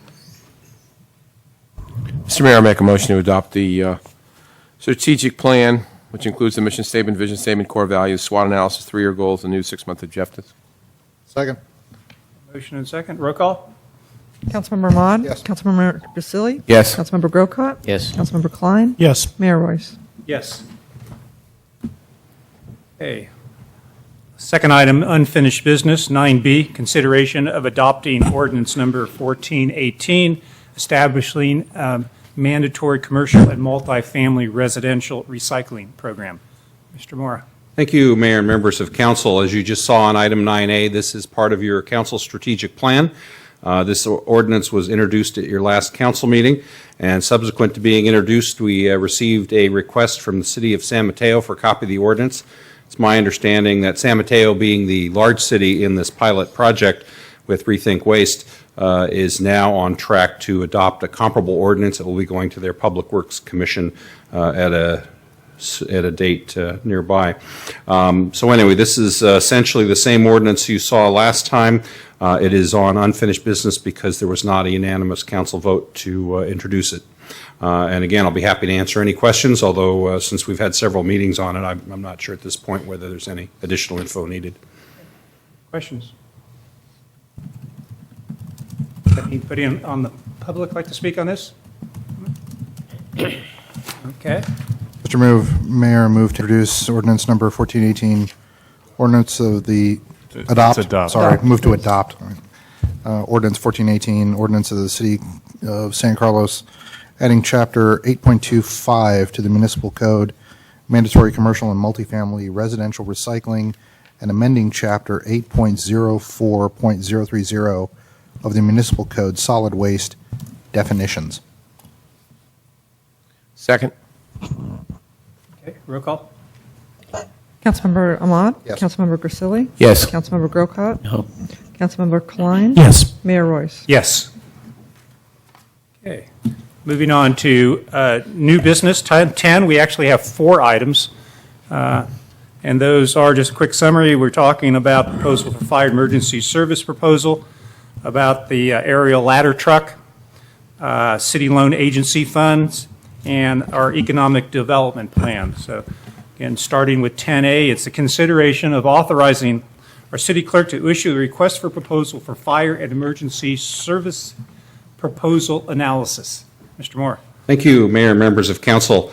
As Mayor indicated, this is a request by staff to authorize the city clerk to issue an RFP for a consultant to assist staff with assembling and issuing an RFP for fire contract services. This is somewhat similar to the RFP that we put together and issued a couple weeks ago for police services. However, I'd call your attention to pages 3 and 4 of the staff report, and you'll notice that unlike the police RFP that we did on an informal basis, where the primary scope of the work was to compare the pros and cons of the 2 police service proposals that you received from the Sheriff's Office and on Friday from Redwood City, the scope of this assignment is much broader. And as council knows, when we do RFPs that are $50,000 or above in value, it is a mandatory item to go to council. The police item, the bids were in the neighborhood of $20,000. Staff believes that this one will probably be in excess of $50,000, and you probably will recall that at your budget, you approved a budget of $80,000 for this work and also for special legal counsel work for the fire RFP. A couple of things on these 2 pages to highlight. First of all, there are 5 tasks, 3 of which we believe will be definitely done and 2 of which may be done. The first is preparation of a formal RFP for contract fire services. Those of you who were with us in 2005 will recall we had a 2-step process last time. After the 2 cities sent the letter of dissolution, we started a process of asking for informal proposals, of which we got 4, and then we moved to a formal RFP, and at that point 2 of the 4 agencies dropped out. So we have had some discussion at the staff level about whether we should follow that path or not.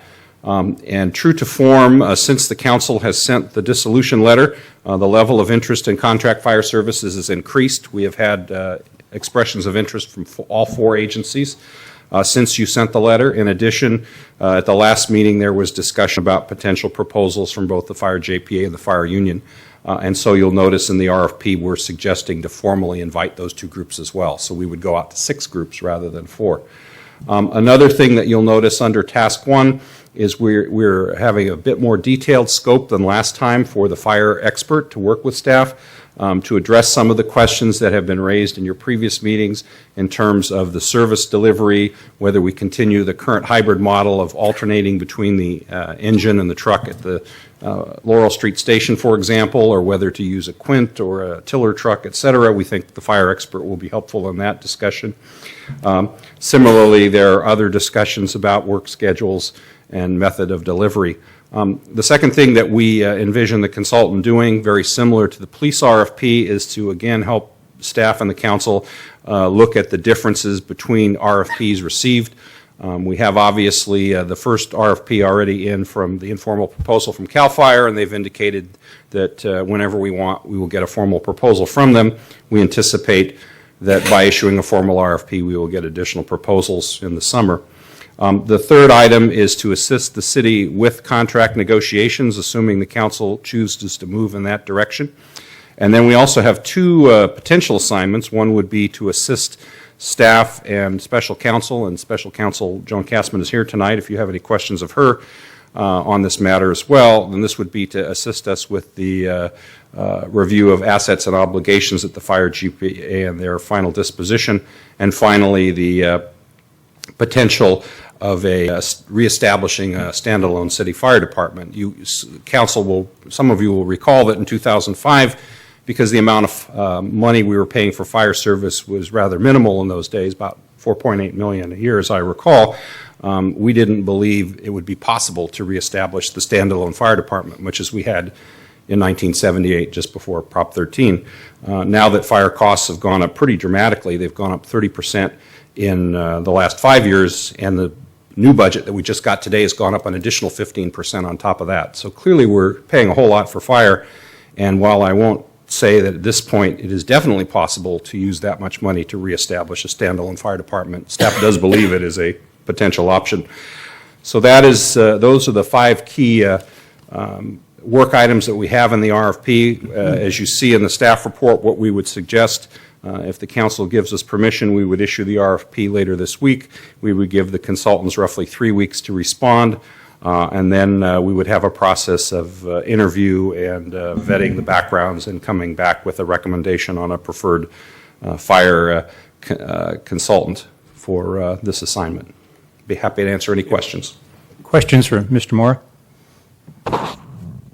I have a quick question, Mr. Mora. Sure.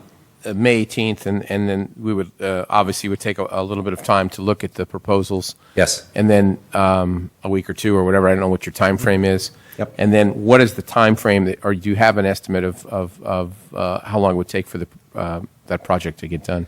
Our estimate at this point was we would come back to council your first meeting in June with a recommended vendor. And then hopefully in the July timeframe, we would be able to issue the formal RFP. What I'm thinking is that we would take the model document we did last time and explore some of the issues in the RFP, have the consultant basically take another look at it. The other item two that we're looking at as far as having the fire expert work with us is and this was an issue that's been raised by one of our fire commissioners, Councilmember Ahmad, was the question of conflict of interest. As you remember last time, we had former Chief Loudon, who was at the same time the fire JPA head and working with Belmont and working with San Carlos. This was a motion that the fire board at the time, Mr. King, Mr. Eaton, Mr. Warden, and Mr. Metropolis approved. But as we walked through that process, Mr. Loudon had 3 different masters, and it was quite awkward, I guess, to put it mildly. So when Mr. Ahmad asked about, isn't this a conflict, I would concur that it was. So this time we're proposing a different model. So just to follow up then, we're talking about July to go out for, and then how long are we looking past? I'm just trying to get some I timeframes. think last time we allowed the agencies roughly 4 weeks, so it would probably be during the month of July, roughly. So they would have about that period of time. What I would imagine is as we start to develop it in June, we'll touch base with the different players to see if that sounds right. I know obviously since we have an initial proposal from the state, they've indicated they don't need much time at all to give us a final one, but I don't have a sense with the other agencies how long they might like. But I think 4 weeks is probably about right. All right, thank you. Mr. Grocott? Well, on this item, I have a lot of difficulty with it because I'm just being given one little piece, and I'm trying to really understand, since we're getting things piecemeal, what is the whole strategy in place here? Because as I see it, there are issues that are not being addressed, Mr. Mayor, regarding the period of dissolution and issues that could come up and probably will come up and some are already underway that are not being talked about. And then if as moving forward, if we actually do dissolve the Belmont San Carlos Fire Department, what we expect coming out the other side, this RFP, or going out for a contractor to look at things, may begin to address some of these things. But I guess I'm a little amazed, or a lot amazed, that the same staff that would recommend dissolution to us, and then we pulled that trigger at our last council meeting.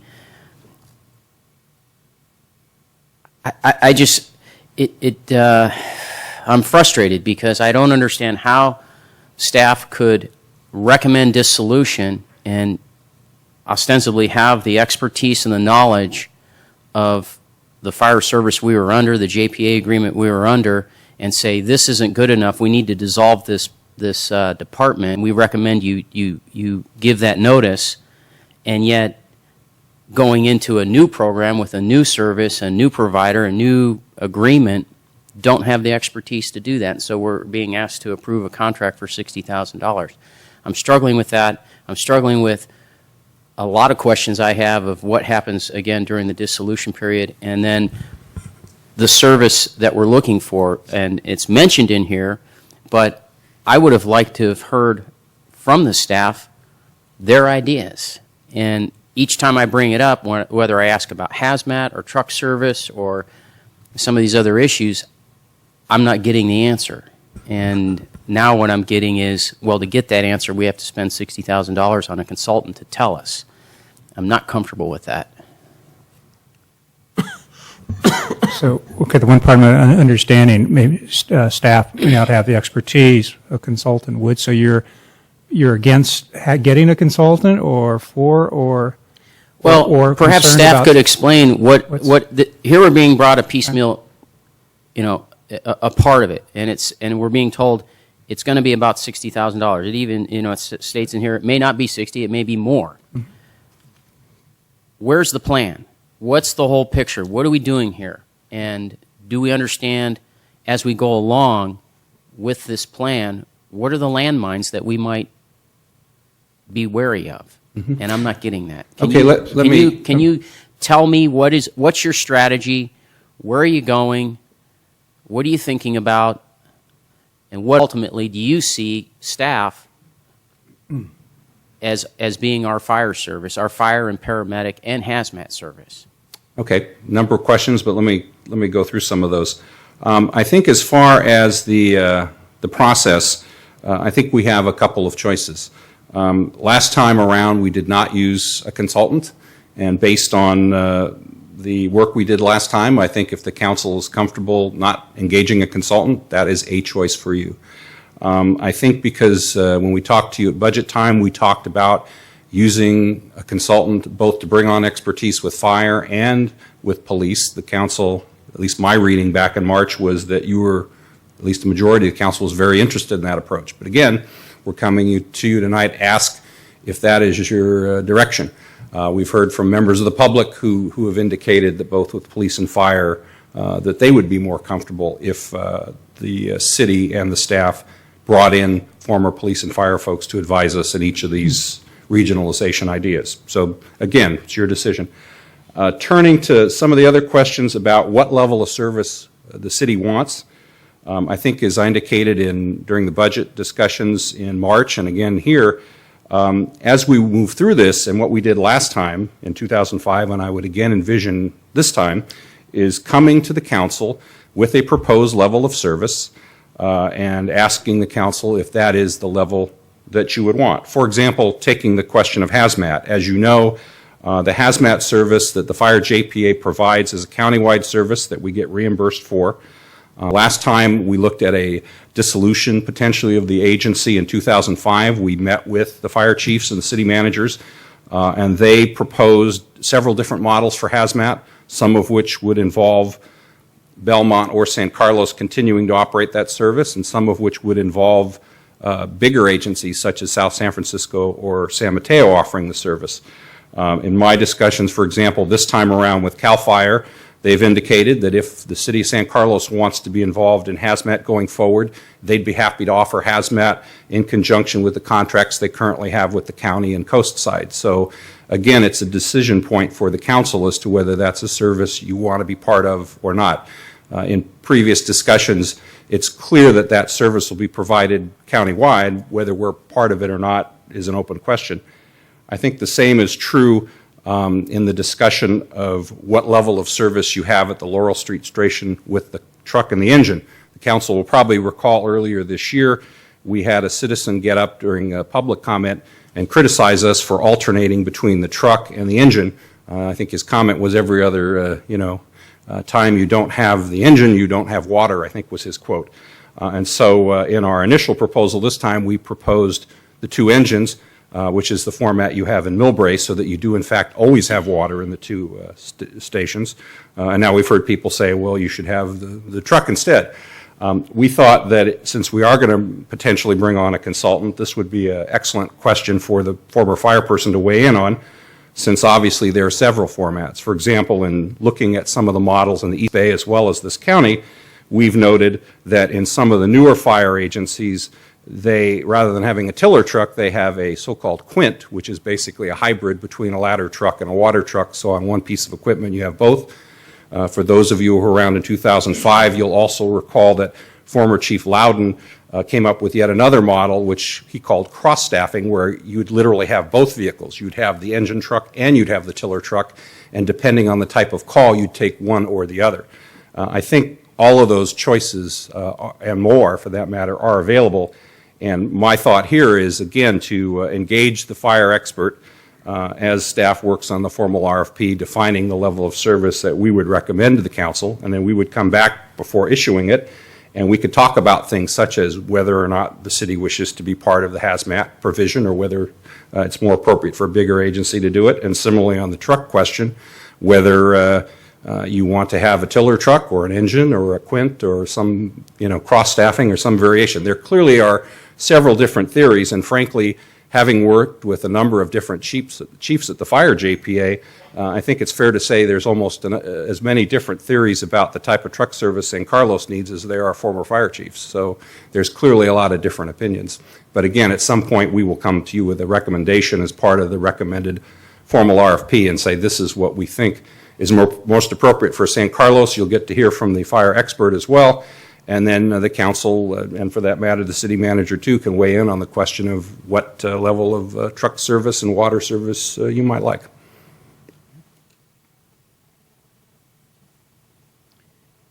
not answer enough. I'm not willing to go forward on $60,000 for a contractor when I think we should have a more clear approach, a more laid out approach. We talk about, for instance, what was just said about a quint. Where are we going to get a quint? How are we going to pay for it? Where's that going to come from? We're talking about tearing apart a fire department where we were struggling with a funding formula and trying to save, the funding formula, if we adjusted it, if Belmont had agreed to it, $120,000, I think it was. Now we're talking about spending $60,000. There's other unknowns in this whole process. I'm not going to go into my questions tonight, but I'm going to provide them that each one of those questions is a landmine with a dollar sign attached to it. And we're going to get past $120,000 real fast. There's just a lot of things here that we're not getting in a complete fashion, a complete picture of what it is we're trying to do. And so I'm looking at a $60,000 contract, and I'm not willing to go there. If staff knew enough to recommend dissolution, they must have understood fire service enough that they could prepare a report for us and give us the whole analysis of what it is you're trying to recommend and trying to do, with some costs associated and the landmines, as I said earlier, that we could possibly step on, and the costs associated with those, and that's not in here. And I can't go forward with a $60,000 contractor proposal. Yeah. So if I could just add here, I think it's great. I think you, Mr. Grocott, you have a lot of expertise in this area from all the work that you put in with the JP and the whole fire department. You're very passionate. Of course, we know that. My only request would be if you have a lot of questions, if you could forward those as much as possible to Mr. Moore ahead of time, so he has time to research it and prepare documents for council. We want to get your ideas. We want to get your questions.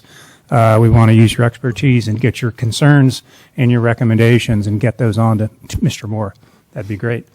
Through the chair, Mayor Royce, this is a question for Councilman Grocott. You just stated that there's a lot of landmines and you have dollar values associated to them, and the staff isn't answering your question. When is a better time to ask your questions than right now? We're in a public meeting. We're talking about this. Are you just going to hold this all to your chest and wait till it's too late? Or why not just ask them now, just so you can fill everybody else in?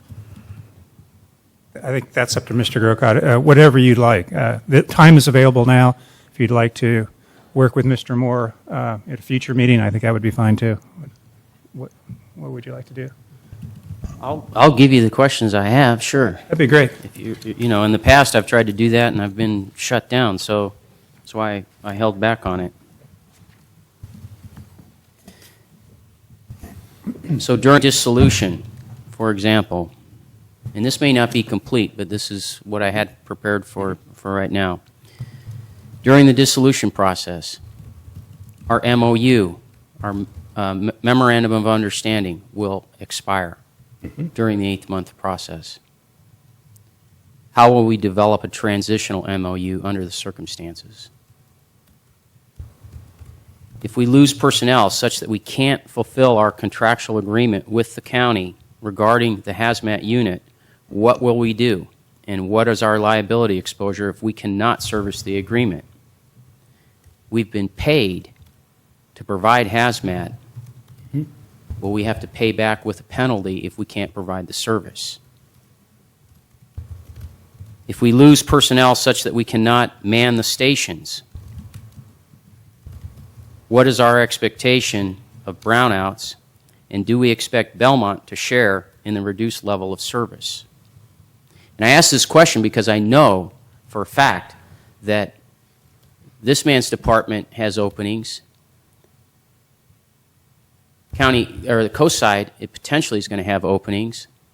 There's other departments in the county that have openings, and our firefighters are looking at those openings very seriously and interviewing for them. So we could very soon have reduced personnel and the need to pay overtime, and with that reduced personnel, we could have a situation where we cannot meet the service that we're either providing for our citizens, Belmont citizens, and the county vis-a-vis hazmat.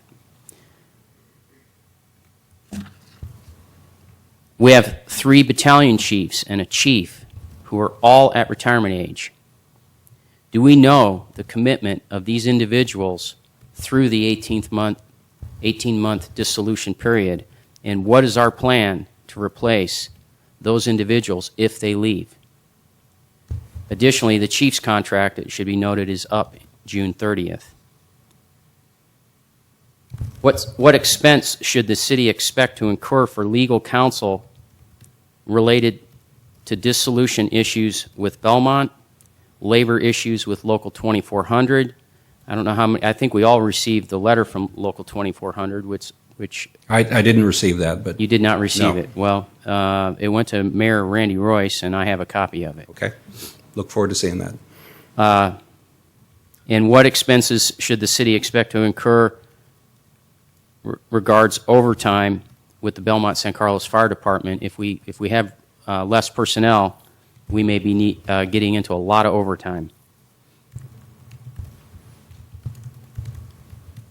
Should the city need to provide fire service with a different with a contract with another department while still negotiating with Belmont to dissolve the Belmont San Carlos Fire Department, what will we have to pay for the use of the fire stations and the fire equipment? Because we own the land. Belmont San Carlos Fire Department owns the stations and the equipment. And then as we move forward under the new agreement, again with hazmat, currently we're paid.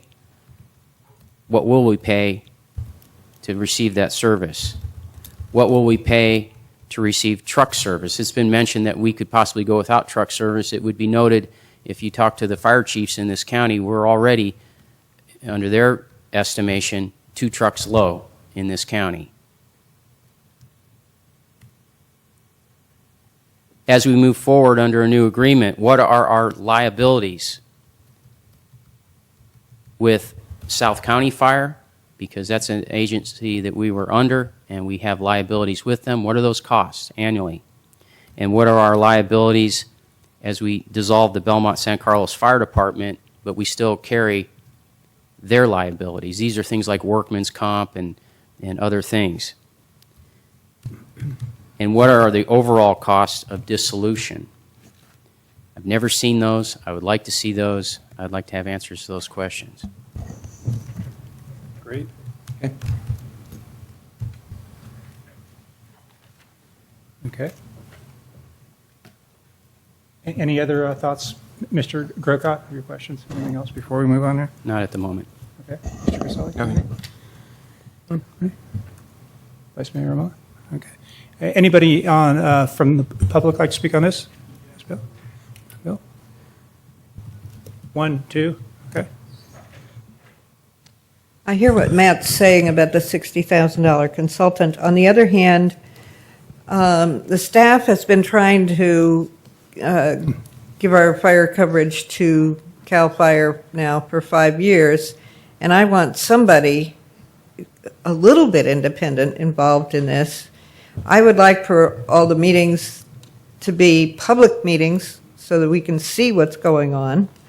I just think it's too easy for the staff to say, oh, well, we have to go with CAL FIRE and keep feeding us information that forces us in that direction. And I don't want that to happen. That happened last time. And I also think that $120,000 is a drop in the bucket compared to what it's actually going to cost to go through this process. We need Joan Castman at every meeting of the fire board. She hasn't been invited to this week's fire board meeting. She should be.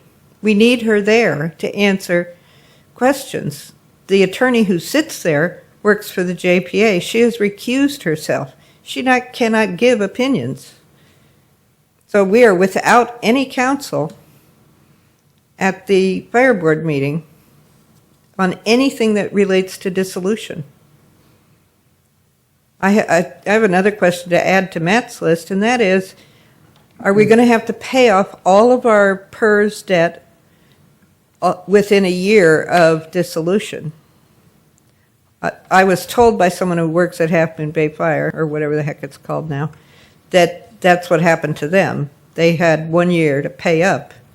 Now, I don't know if he knows what he's talking about or not, but that would be a consideration. If we have to borrow $1 gazillion to pay off what we were going to pay off over time, then we ought to think about it. Again, Joan Castman ought to be there, and there ought to be a lot of oversight of staff preparation of recommendations. We know what the staff wants. They wanted the same thing for 5 years. Thank you. Sure.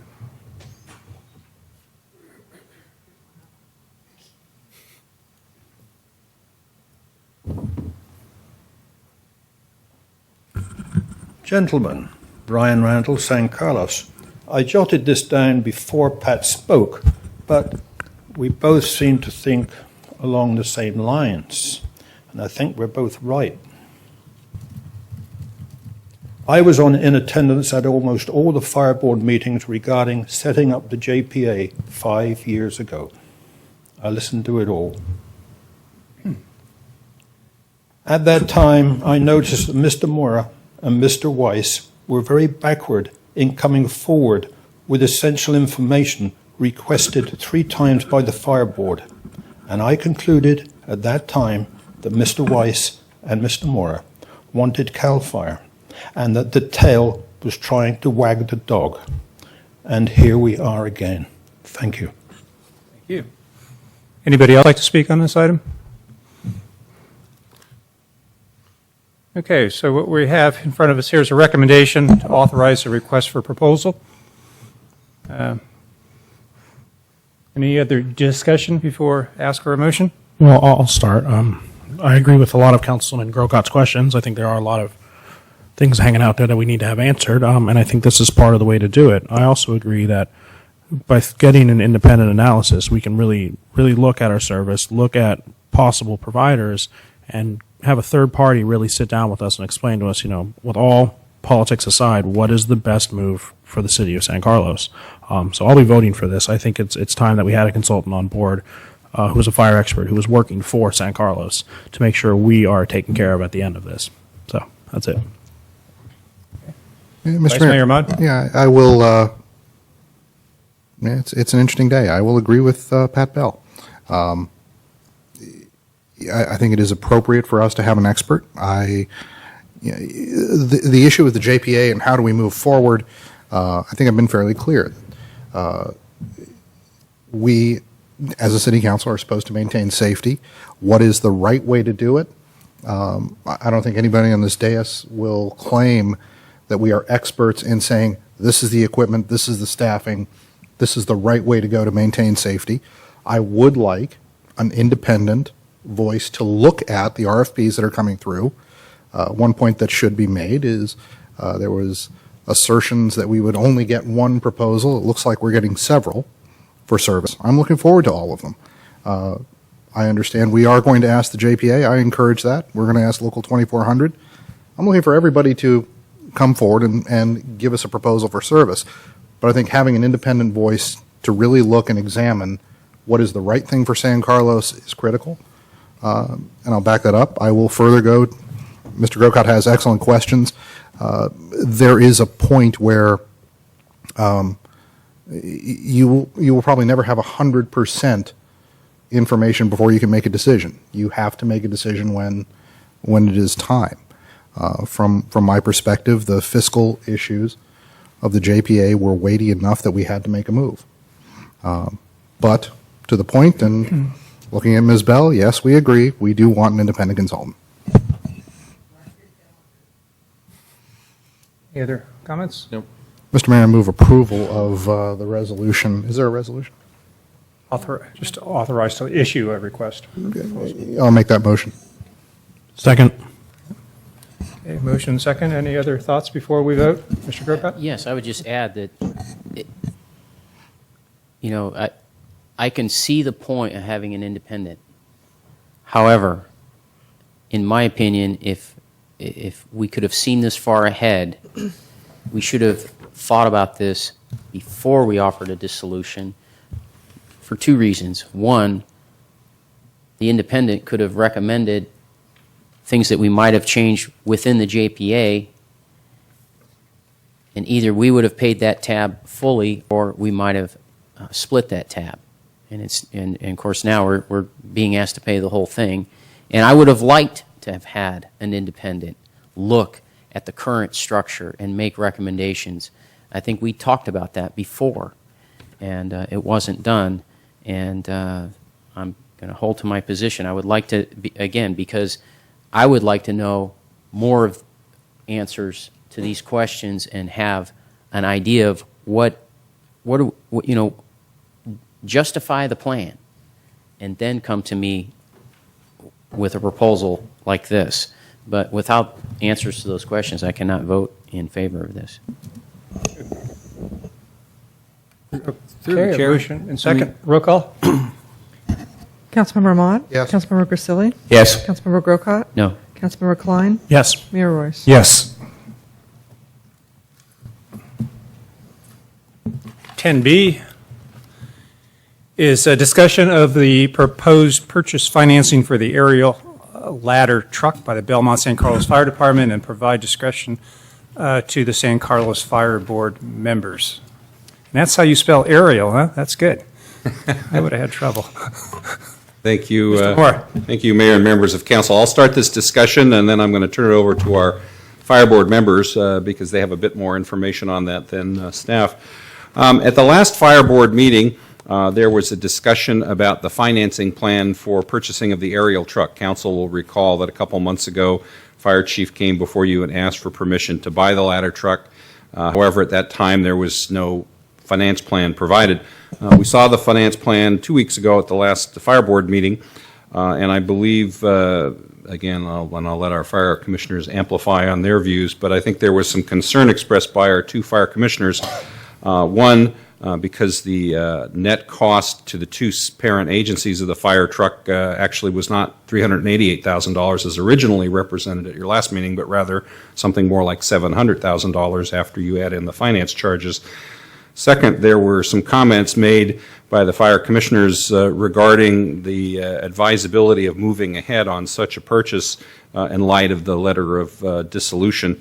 And there were also some questions raised about could this vehicle be assigned to another agency if it was decided as we moved forward with the dissolution process that this was not the right piece of equipment for one or both of the parent agencies.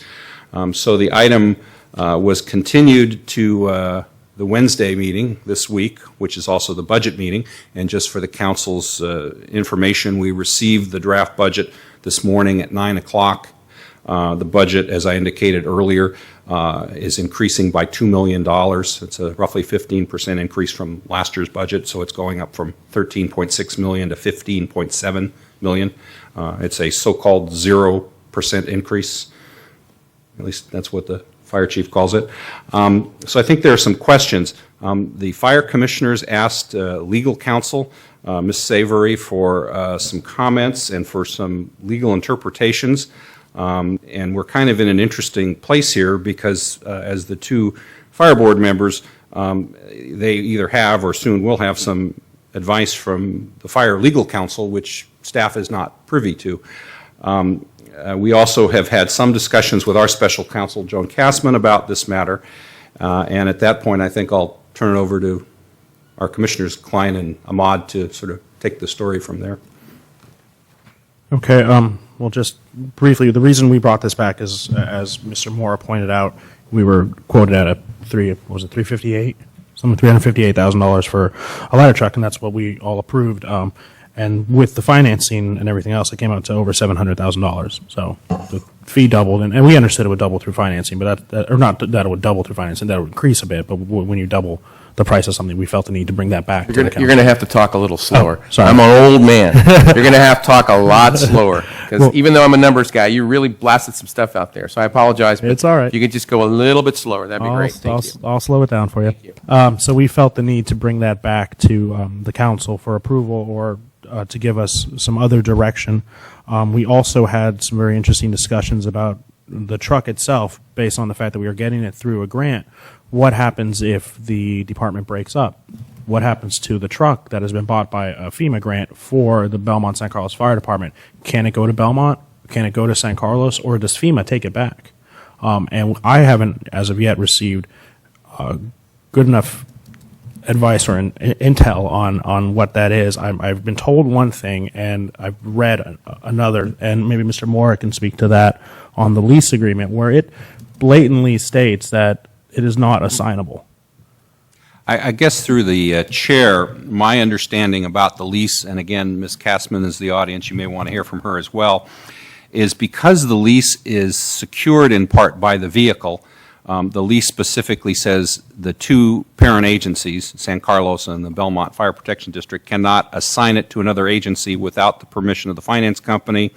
And I understand from the fire chief and what he said at the last fire board meeting, we also cannot assign it without the permission of FEMA. So I think at the last fire JPA meeting, our two fire commissioners asked some detailed questions about how the assignment process worked. I guess what I would say at this point, having read the document from the finance company, I believe myself and Ms. Kassman are a little more comfortable that we understand how that process works. We have not yet seen anything in writing from the fire chief or from the fire legal counsel as to what FEMA's requirements are. So I guess what I would say to Councilmember Klein, I think I have half the answer. And if I had to guess, I think the full answer would be that we probably would need to get permission from both FEMA and the finance agency to assign the vehicle. Now, if for some reason, and I know Mr. Ahmad may want to speak to this in a moment, if we buy the vehicle without financing it, with strictly using cash on hand at the fire JPA and or the parent agencies, presumably we would then only need one permission, that of FEMA, because then the finance company would not be involved. Ms. Kassman, do you have anything to add? No? Okay. That was good enough? Yeah. Just because, again, as Mr. Morris said, that's about half the answer, and I don't have the full answer either. So, well, thank you very much, Joan Kassman, your special counsel with Hanson Bridget. It's not atypical in any financing agreement to have a no assignment clause without permission. I mean, as you can understand, the finance company is relying upon the financial stability of the company or of the agency with whom they're dealing. So it should not surprise us that we see this, but there is the opportunity to explore how often the finance company might consider an assignment. Have they done that before? What standards do they apply? I don't know the answer to those questions, but I'm not surprised by the provision, and I do see that it is allowed with their approval. The FEMA grant contract does have the very same language, that assignment is not allowed without prior written approval.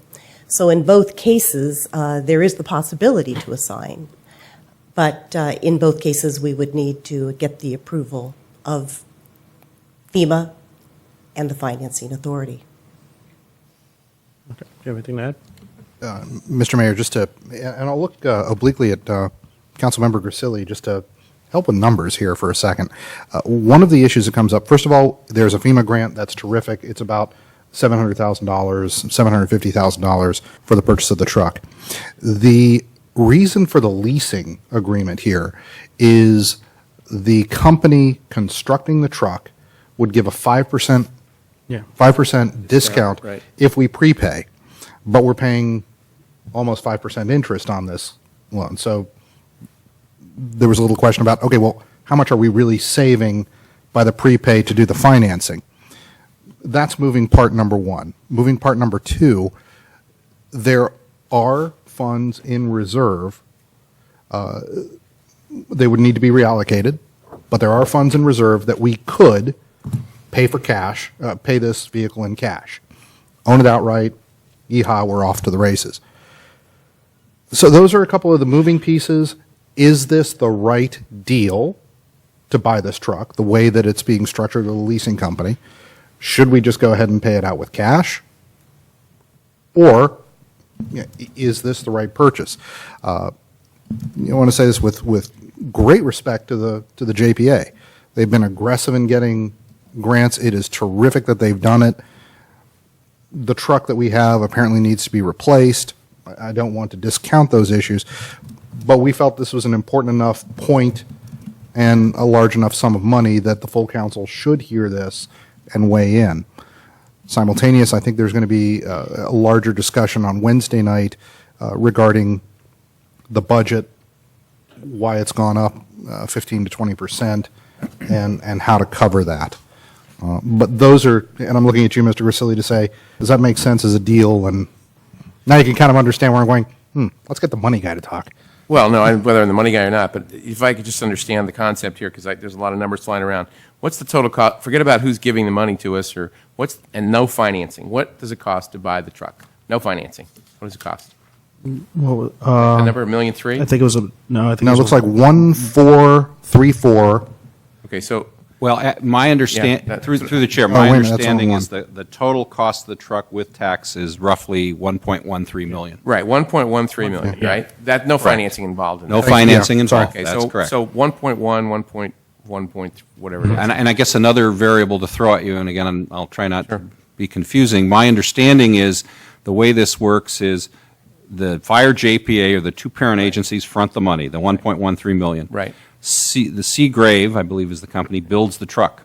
When the fire JPA takes possession of the truck, at some point FEMA gives us the $688,000 plus the additional $30,000 to $50,000 in sales tax. So I don't know the exact timing, but it's one of these, you front the money and we reimburse you the $688,000 or the $700,000. We've had this before when we were on the board. We financed this. I'm just trying to look at the raw numbers. If it's 1.1 and someone's going to give you $700,000, Yes. so now, 50.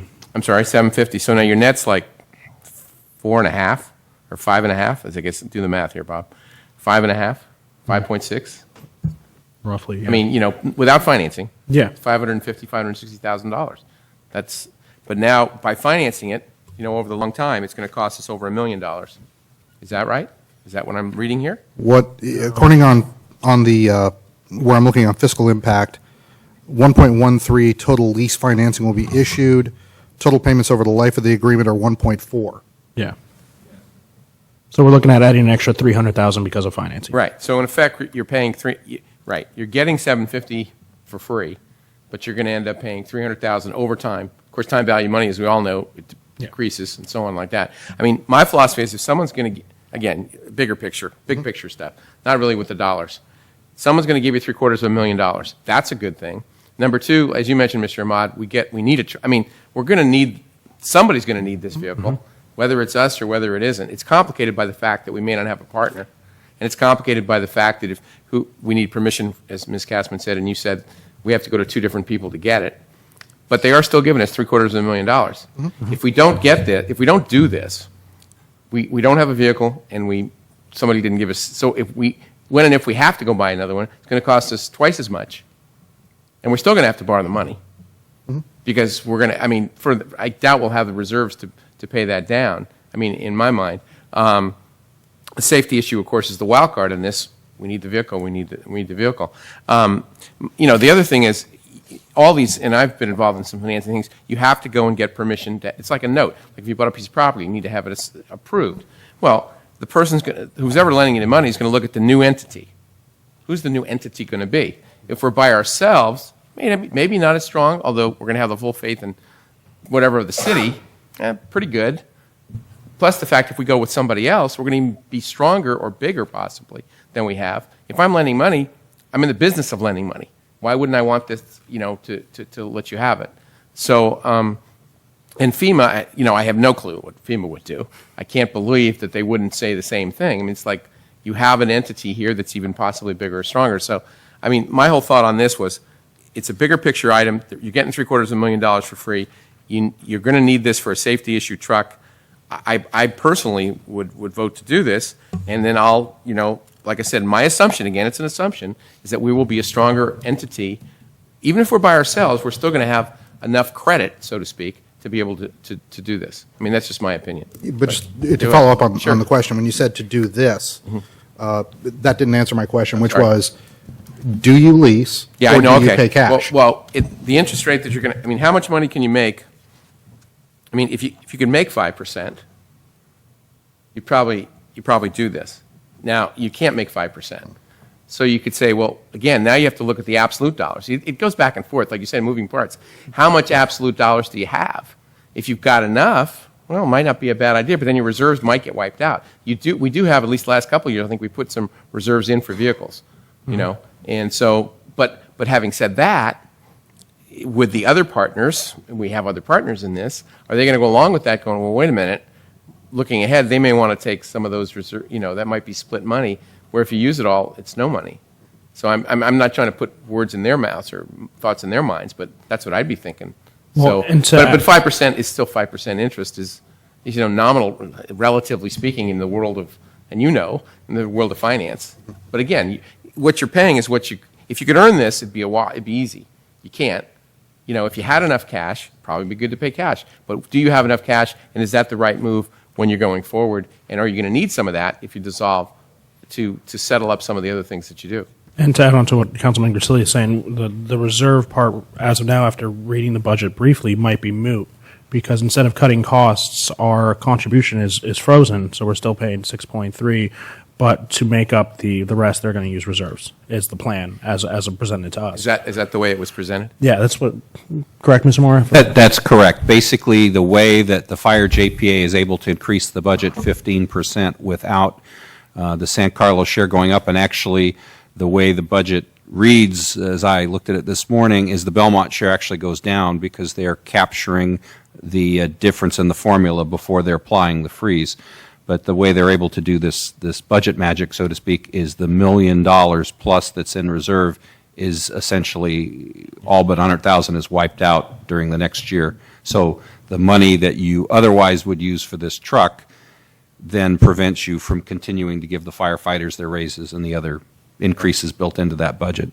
You know, I'm not all thinking, and I don't mean to be all things arbiter numbers wise here. I mean, that's just my opinion. You know, I mean, I believe though in the big picture, I mean, I studied this issue before we got here. I didn't speak to anybody on this council about this. I still believe in a safety issue and a dollar issue when someone's willing to give you $750,000. I mean, it's just tough to walk away from that. Those two things, safety and somebody's willing to give you that much money, hopefully there's some way to make this work. And we just thought it was important enough, you I know, with understand. the change of mind to bring it But back to the that's council. just my opinion, Yeah. because though, I mean, this is going to stop. We aren't, I mean, as many grants as we've gotten in the last few years, and Mr. Grocott and I, you know, they've come through.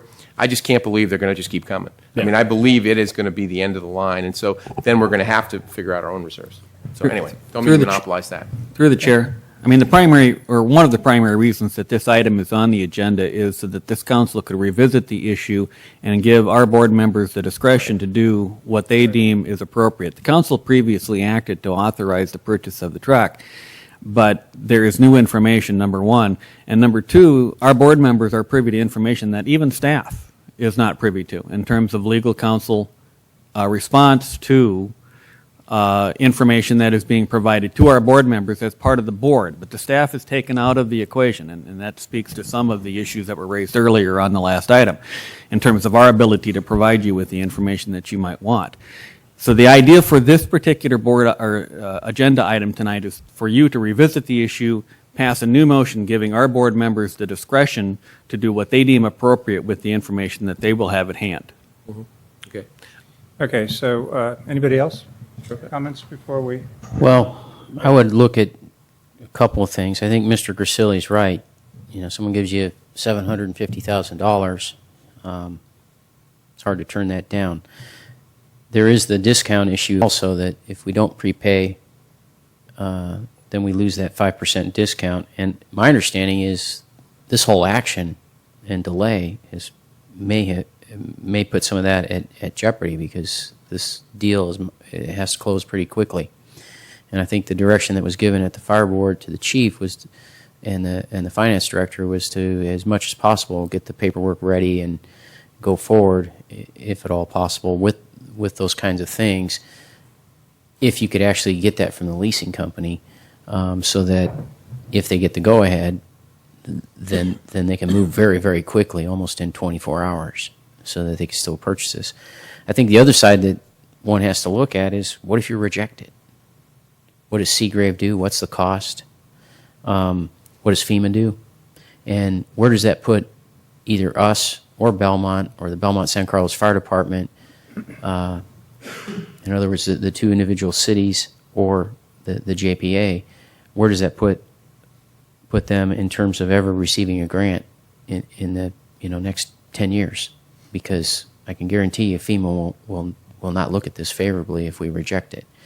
And the other reason I think you move forward, Mr. Grisilli touched on it lightly, but is the safety issue. And this truck that we're running around in now, it wasn't too long ago that it was in for repairs, I think twice, for two different major issues. And that speaks to two things. One, if you don't have that truck, what the firefighters call, I think, Red October, the thing that doesn't have the ladder and the tiller on the back, that's not much of a reserve vehicle. That's a very old vehicle. So if both of those break down, you're stuck without any truck service.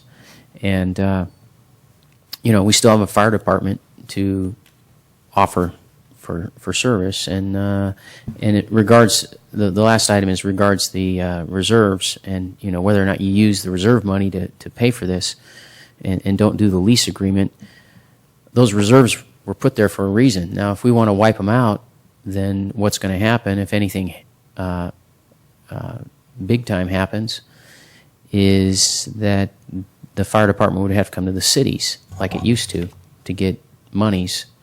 And, something could happen very easily. We just saw in the paper, I think, all of us, about a motorcycle cop that, ran into a car in a chase. Same thing could happen with a fire truck, except a fire truck costs a lot more money to replace or repair in a situation like that than does a motorcycle. So those kinds of things can happen, and that's why you want the reserve funds, and you don't want to just use them lightly. Just to push the question, Mr. Grocott, if I may. So I'm hearing clearly, purchase the truck, and you have no issue with that. But just to push on the point of lease versus the cash buy, to be clear, and you have not had the opportunity to see the proposed budget, but our partners are advocating wiping out the reserves to do next year's budget already. I heard there was still $100,000 there, so there's at least something. If you wipe it out completely, and you can, and then you have nothing also to adjust your budget, now you've given yourself a bigger situation. So, I would propose, again, to me, the flexibility of the lease is, well, regardless, if we even going to work, you're going to use all those reserves, I would still vote for the lease, only the fact of, in my mind, it's cheaper money than you usually have in the world, and secondly, it does give you that flexibility. Sometimes, you can save $1 here, and then you're going to need it later, and there's no way to get it. That's the problem sometimes. You can't get that extra money that you might have. So I personally think that sometimes debt is a reasonable alternative to doing some of this stuff. It sometimes doesn't make a lot of dollar cents. You go, well, it's going to cost us more. Well, over time, it might cost you a little more, but in flexibility, it gives a huge amount of sort of, say, passive income, so to speak, that it's not real, but it just gives you so much flexibility. So I'm going to, I would recommend that the fire board members vote to buy this vehicle and use a lease to do so. Yeah, I'd like to pass on a couple thoughts here to our board members. Very much in agreement, most things that were said. $700,000 grant, I mean, yes. I think one thing hasn't been talked about, we're still going to end up owning a truck, whether or not it's leased or cashed or whatever it is. And I would assume the market value, there are other red ladder trucks that are needed throughout the United States. This thing has value. You could probably sell it on eBay even. I mean, the way they sell things out there. But it's an asset. It has value. It's going to be worth $1 million, whether or not you use it a few months or a couple of years. And I think Mr. Grisilli makes some good points. We're probably going to be in a situation where we're probably going to need that truck, or Belmont's going to need it, or we're both going to need that truck. The other part I disagree with, or maybe just my point, is on the prepay. I'm a firm believer on services and assets. When you purchase things, you don't prepay. You may put a deposit, but the prepay on $1 million fire truck, just doesn't make any sense to me. There's so many things that could happen between the time it's constructed and delivered that may say you paid, and then something happens like a volcano and you can't get it or something. I mean, there are things that happen. Just to allay, we have done this before. So just to allay I'm just letting you know, we've done this before. It's not the first time we've done it. Just want to, let you know. So anyway, didn't mean to interrupt you, but Just my, I again, understand. just my input from just a generally accepted accounting principles, Right. how purchases of goods and services generally works, but this may be a unique situation. And my last point, I actually do agree, leasing, I mean, I don't see many people, when you buy huge capital improvements, most of them are financed, and the 5% seems like a bargain. Let's just do it the normal way. It's nice to have some cash reserves because there are some unknowns. I think Mr. Grocott brought the point up. There are a lot of unknowns that we will experience, and nothing better than having a little cash. Those are my thoughts. But we are voting on, of course, again, a motion to provide discretion to the two of you for our next fire board meeting. I do have one public comment, but she's not here anymore, but you are, so come on up. And Pat Bell's not. But Brian, come on.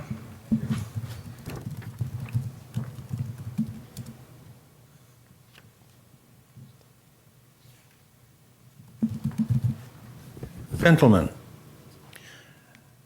please correct me if I'm wrong, but I have the understanding that we're committed to this fire truck, and if we don't act on it very soon now, we will risk losing between 12 and 15%. 15% is $50,000, which is a lot of money. That's what I've heard. Do you know if that's so? Please continue your discussion, Brad. Well, I'm concerned that if we are committed to this fire truck, we've said we're going to buy it, we're committed, then if we don't take an action soon, in the next few days, I believe, we'll have to pay another $50,000, whereas if we take action before that time, we won't be liable for the 15%, $50,000. And like I said, that could be 12, not 15. That's what I've heard. Thank you very much. Great, thank you. Okay, anybody else? Okay. Mr. Mayor, just to verify what I've heard from direction, Be great. is move forward with the purchase. The pleasure of the council appears to be the lease is preferred as opposed to moving into reserves. That's what I heard. Yeah. Okay. Good. And so I want a motion here, again, to provide discretion to the two board members for future action on this matter. I hear a motion on that? So moved. Second? Second. Any discussion before we vote, Mr. Grocott? So the discussion or the motion is to provide discretion, or we're providing direction as we've already talked about? So we've given our direction to them. There are what I heard Mr. Morris said is there is information that we have not discussed tonight that council and staff do not have, that our board members do have. So there may be something there that may change our recommendation, as an example. So I think what we're really voting on is really giving them future, as it's worded here on page 2, discretion to the board members for future action and to utilize the information we've provided and the other information that they have and the information that will come up during the fire board meeting to make the best decision for St. Carlos. That's the way I'm reading this. But just to, correct me if I'm wrong. I understand the motion, but just to Mr. Grocott's point, I believe the council direction is fairly clear. Okay. Okay. We have a motion second. Roll call. Councilmember Mod? Yes. Councilmember Grisilli? Yes. Councilmember Grocott? Yes. Councilmember Klein? Yes. Mayor Royce? Yes. Two more items. Of course, a couple items on the consent calendar. But C, consideration of a loan to agency to fund the state requirement payment to the Supplemental Educational Revenue Augmentation Fund. Mr. Sawicki. Good evening, Honorable Mayor and City Council, as well as Agency Board Chairman and Agency Board members. This is both a City Council and Redevelopment Agency item. The staff's recommendation is to adopt one resolution of the Agency Board and another resolution of the City Council to approve a finance agreement for a $1.6 million loan from the general fund to the agency, which the agency will use to make its mandated payment to the Supplemental Educational Revenue Augmentation Fund, which I will refer to as CRAF since that's so hard to say all of that, which is due May 10th, 2010.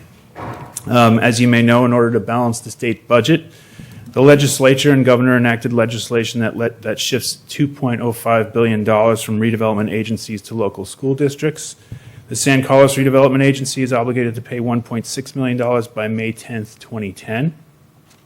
This obligation significantly limits the agency's ability to underwrite economic development initiatives that are expected to generate significant long-term growth in general fund revenue, sales tax, property tax, or hotel tax, and to carry out redevelopment plan goals and objectives. At its meeting on September 28, 2009, Council directed staff to prepare documentation for the agency to obtain a loan of up to $1.6 million from the city's general fund to meet this obligation. The loan will allow the agency to make interest payments to the general fund while preserving its funds for investment in economic development initiatives. Staff recommends a loan term of 27 years, interest only for 17 years, followed by 10 years of amortizing payments of principal and interest. The reason that we picked that term is because the agency has until 2027 to initiate projects and activities, after which it has 10 years to repay all of its outstanding debt. So during that last 10-year period, there's no more activity. It's when you can retire all of that debt. So it's a good time to push out principal repayment. Staff recommends an interest rate of 7%, which is similar to interagency loan rates used in other communities. A couple of other rationales for the interagency loan payments will create a reliable long-term income stream to the general fund over that period. And the city and agency can amend the terms of the note in the future and accelerate payment if that's required. I'm happy to respond to any questions or comments. Questions from council? Mr. Sawicki, is it true that as happened the last time, a year or two ago, that the state came and took this money, borrowed, took, whatever you want to use, that the courts said it was unconstitutional and that money was returned or never had to be paid? Correct. Am I assuming that there's going to be another court challenge to this one? There is a lawsuit underway. We were actually hoping to get a decision from the judge by now of whether we had to make that payment. It hasn't come yet. Payment is due May 10th. We still have a little bit of time. So assume, an assumption again, if the lawsuit is successful and that money comes back, then does staff have an idea? Would the general fund still be getting would it be repaid, should I say, or are you still looking at a thing to keep that money in the redevelopment agency? We would recommend continuing with the loan. I mean, this is an opportunity to do this. There's a reason to do it. The agency does have funds. The issue is, do we want to be using the agency's funds to pay the state, or can we take dollars that are sitting in city general fund as reserves and just transfer them to the agency ownership and create an interest payment back and forth between the agency. So in effect, whether we win or lose the lawsuit that's out there, you still recommend that this loan continues on till 2037 or whatever year you mentioned? Yes. Okay, that was just questions. I wanted to get staff's recommendation on that. Thank you.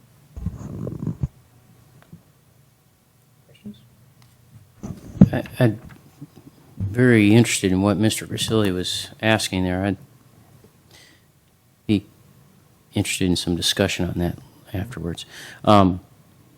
You said about the agency, you're speaking of the RDA, and it has once it comes to its expiration, which is 2027, it has 10 years to pay off its debt. Where does it get income to pay the debt? It continues to receive property tax increment For which, 10 years. which in 2027 will be much, much, much greater than we have now because it will continue to increase over time. So it continues, the way these things work is after it expires, then it continues to get income from the property tax increment Correct. for 10 years, and then that stops. Right. It just can't use it for any new projects or activities. It can only Gotcha. use it to repay debt. If it doesn't have debt, you don't get the tax increment. Okay, and there's other things that cause it to have that length of life, is that right? And are we already committed to that? To extend the life?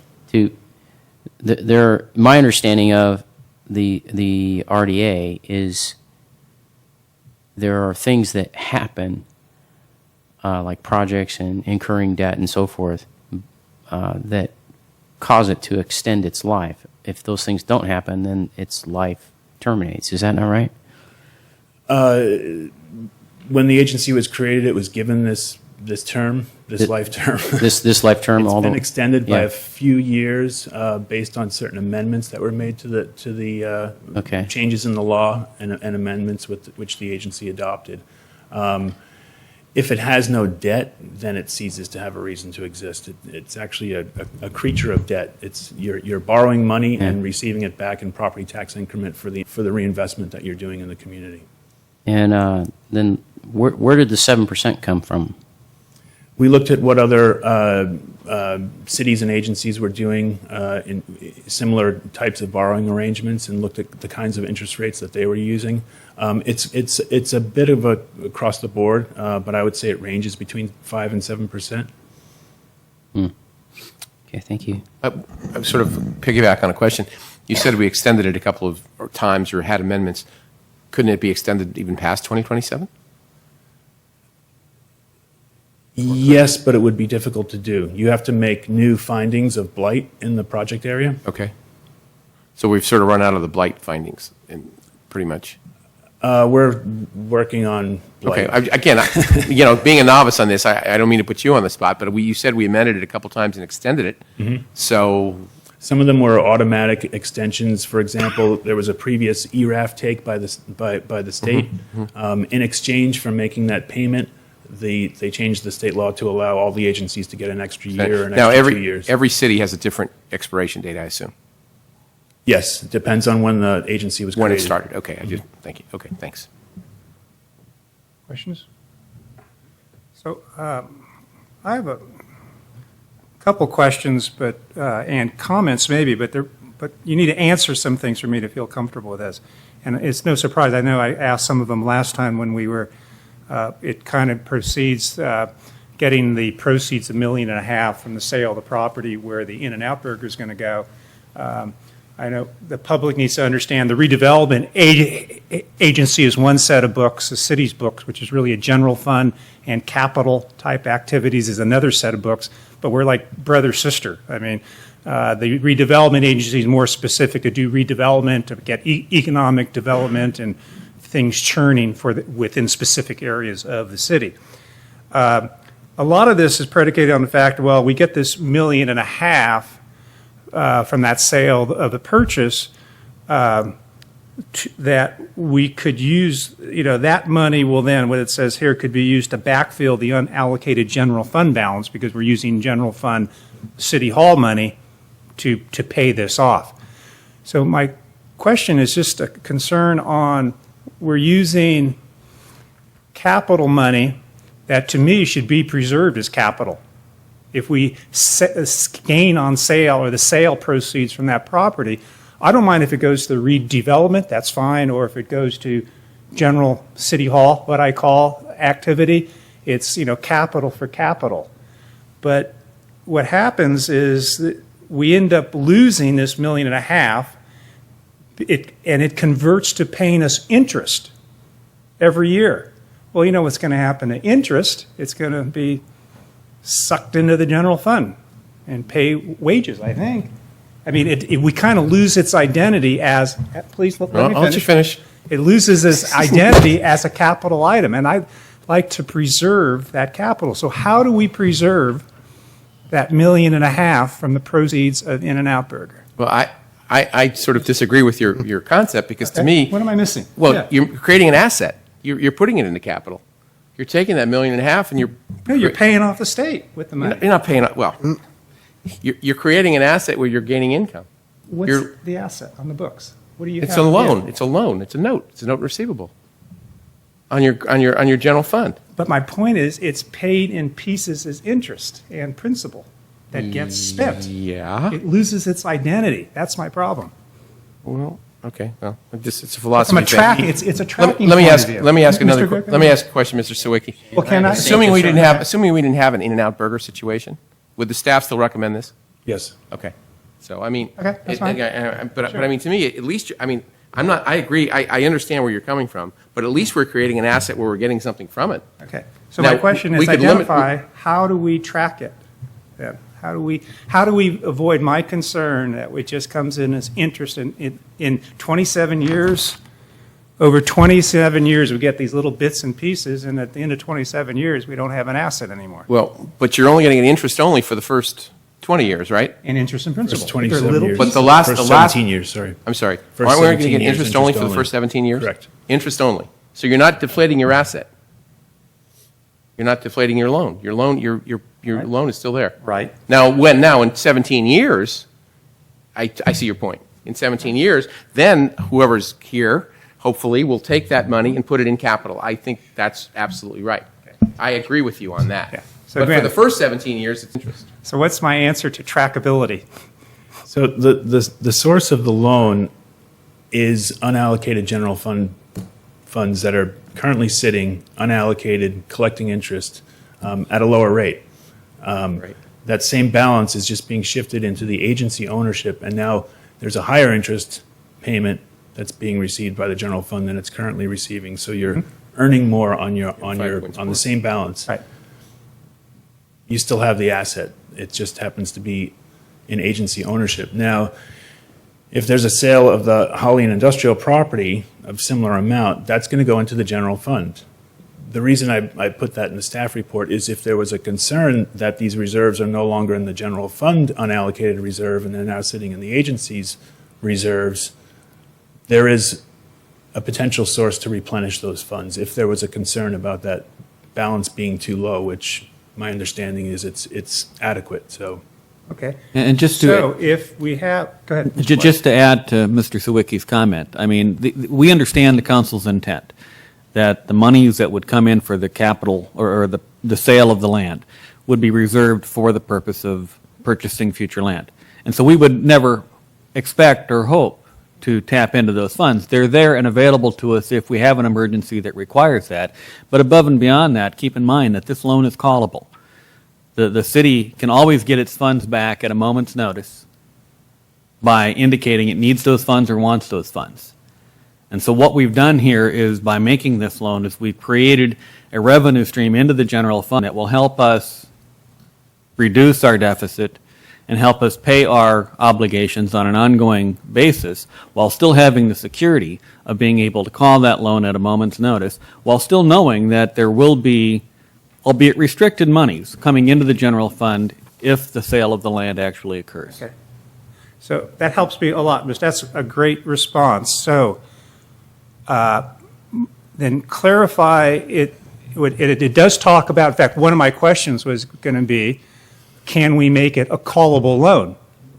And the wording in here and in the contract is if both entities agree.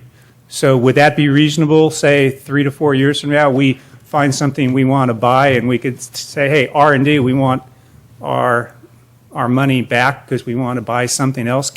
Would they agree to it? Or are we agreeing? We basically would be agreeing both. So it is callable based on the way it's set up. Excellent.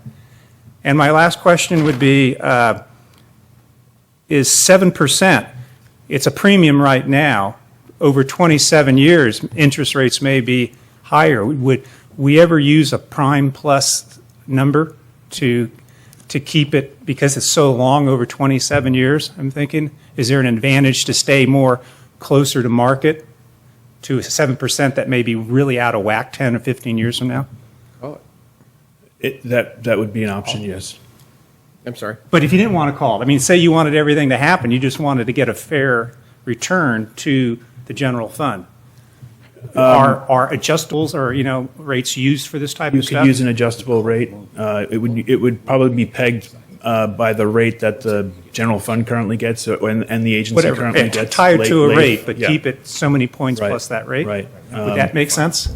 It can be done that way. You would probably be earning less interest up front. And What's maybe that? You would probably be earning less interest right now if you were pegging it to a rate, depending on how. Well, I think the what starting kind of point could be at variable. 7, whatever Okay. you come up. We say you start at 7. I'm just saying, because it's 27 years, do we look at it every 5 years, not to make a big deal out of this thing, but every 5 years we look at it and we peg it up or down to more of a reasonable rate? Through the chair, Mr. Mayor, couldn't a possible scenario be we loan it out at the 7% and say interest rates jump through the roof and people are paying double digits? Don't we just call the loan and then reloan it? Oh, okay, we could do that. Okay. And That was your advice? Yeah, Okay. call the loan and redo it again. Okay. Thank you very much. Sorry for that, but you make me feel a lot better on this. Although we manage both. Thank you. Any other questions? Well, not really questions, but just a comment. It is written this way in the staff report that the unallocated balance, as Mr. Zawicki said, may be replenished later this year from potential proceeds of from a sale of the city-owned property at Holly and Industrial. And I point that out that it's written that way in the staff report because we said from the dais something about, In-N-Out Burger as though it will happen, and it won't necessarily happen. So just to be clear on that. And as Mr. Zawicki said, he put that in there in case we had concerns about dropping those reserve funds. So I just wanted to clarify that. Okay. Anybody like to speak on this? Okay. Any other thoughts? Hear a motion? We have 2 resolutions here. One is the Council and one is directors. Mr. Mayor, I move adoption of the city council resolution number. Okay, you got 'em. 1 second. Whatever the number is, a resolution of the City Council of the City of San Carlos approving and authorizing the execution of a loan and repayment agreement with the San Carlos Redevelopment Agency. Number 40. Second.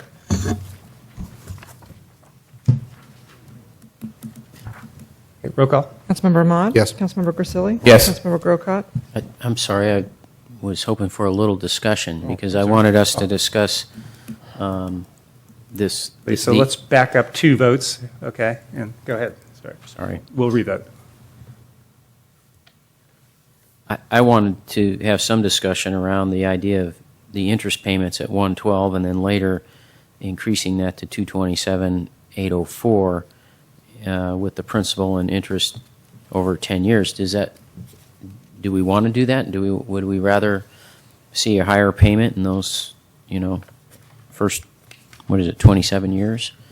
Why are we doing 112 and then jumping it up to 227 later from the agency, from the RDA? So can you answer why it's interest only and then principal and interest? At some point, you need to repay the loan. You can repay it in a lump sum, but again, it's that 10-year period that the agency has receiving money but not doing any projects. That's when you would repay I the understand principal. that. I'm just asking the council. I understand why you're doing it that way. I'm saying to the council, is that the way we want to do it? Would we rather, do something where you pay a little bit of the principal and the interest and get a higher payment in those first few years? You're getting, as it stands now, you're getting $115,804 less per month, or excuse me, per year than what you'll get in those later years. I think my rejoinder to that would be, it's interest only, and it's going to go straight to the general fund. And again, to Mr. Royce's comments about capital and operating, I would rather have it this way because we are then not hitting into our asset that we capitalized. In other words, by doing it this way, we're just keeping within our means. We have our 7% interest only, and this capital is that asset is still maintained itself over there. If we start to draw it down quicker, that asset will depreciate or deflate, whatever, and we won't have that asset. it's So going in that case, you're speaking more as a director than you are as a yeah, council member. well, on both sides, because, I mean, because it's a capital asset that's going to, that's why I think, and plus the fact that 2027, that magic date, in the last 10 years, then you pay it off. You pay the note off. So I understand why they did it. I mean, for me, it's the first part, not, and again, agreeing with you, not to use capital assets for operating income. And I would not want to do that either. And that's why I think the staff has set it up. I think that's how they set it up. Mhm. So anyway, just to try to allay your comments there, or your thoughts on that one. Okay. I guess I was looking at it more as a Sure. cash flow kind of thing Sure. to the city, I as understand. opposed to, all the technicalities that Well, no, you- I was just that trying, you're like I speaking said, of. because it was when you start using capital, as Mr. Royce so aptly said, when you start using capital assets for operating, then we're really, we're in tight. But anyway, whatever. Okay, can we start over with the call vote there? Councilmember Mod? Yes. Councilmember Grisilli? Yes. Councilmember Grocott? Yes. Councilmember Klein? Yes. Mayor Royce? Yes. Same vote for RDA. Well, I'd like to make we have to make a One separate one more motion, yeah? Make a motion of agency resolution number, 168. I'm sorry, RDA 168? 168? Yes. Okay. A resolution of the San Carlos Redevelopment Agency approving and authorizing execution of a loan and repayment agreement with the city of San Carlos. Second. Okay, motion second, roll call? Director Ahmad? Yes. Director Grisilli? Yes. Director Grocott? Yes. Director Klein? Yes. Chair Royce? Yes. 10D, a consideration of accepting our economic development plan for 2010 through 13. Mr. Sawicki, please. Good evening, 10D. Honorable Mayor and City Council. Again, Mark Sawicki, Economic Development and Housing Manager. Here to present a new 3-year economic development plan for the city, including a brief summary of the prior economic development plan that was adopted in 2007, and to answer any of your questions on both. This plan was prepared with the input of the Economic Development Advisory Commission, the EDAC, and the assistance of our economic consultants, Rosenhaus Spivacek Group. City created an economic development plan in 2007 based on input from the community, city staff, EDAC, and the city council. The document was designed as a 3-year business plan to improve the climate for economic activity, encourage development opportunities, and ultimately grow our tax base. The document was reviewed and updated each of the last 2 years. The 2007 adopted plan contained 21 objectives or tasks organized into geographic and operational focus areas. Among all of the objectives, EDAC and Council set these 5 as the priorities. We've taken action on all of these priorities over the past 3 years with varying results, and the efforts on most will continue into the next plan. Among the many accomplishments over 3 years, we formed a successful economic development partnership work group with members of city staff, EDAC, Chamber of Commerce, and HIA that meets monthly. We raised an additional $7 million of RDA funding for implementation. We completed a general plan update. We've actively explored how to bring appropriate and feasible development to key sites in San Carlos, including the Transit Village, Wheeler and South Plaza parking lots, the Holly Industrial intersection, and elsewhere on the east side industrial commercial areas and the El Camino. We've also taken initiatives to market the city to attract more consumers and businesses and expand our economic base.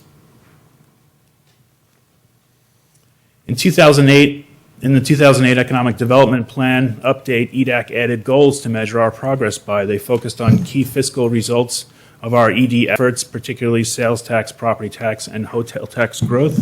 They also expressed interest in tracking some other measurements over time. The first major fiscal goal was to achieve growth in taxable sales on an average annual basis that exceeded the growth in the county for other county cities. Of course, broader economic conditions will have the greatest influence on the rise and fall of our taxable sales. So rather than set an absolute goal, we felt it made more sense to measure our ability relative to the other cities in the county.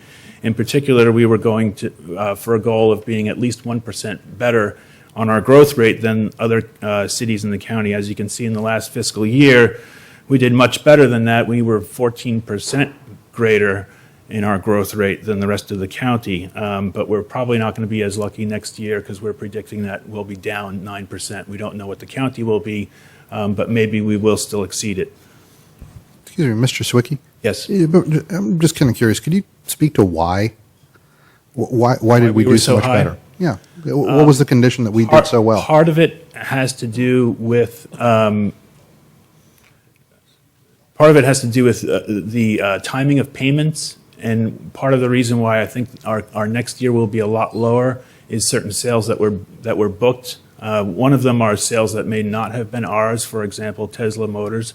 A lot of their sales were allocated to us during the past fiscal year that we will probably lose to other outlets that they should have been allocated to. That's one big piece of it. Another is we expect to lose a lot of sales tax generation from the Nectar company, which is moving to Mission Bay. A lot of equipment generates a lot of sales tax there. Another big factor why ours was positive is the San Carlos Marketplace, which there was not sales tax being generated there during the year that it was vacant and being redeveloped, and now we received it. So year to year, we had a jump, whereas the rest of the county was experiencing the downfall.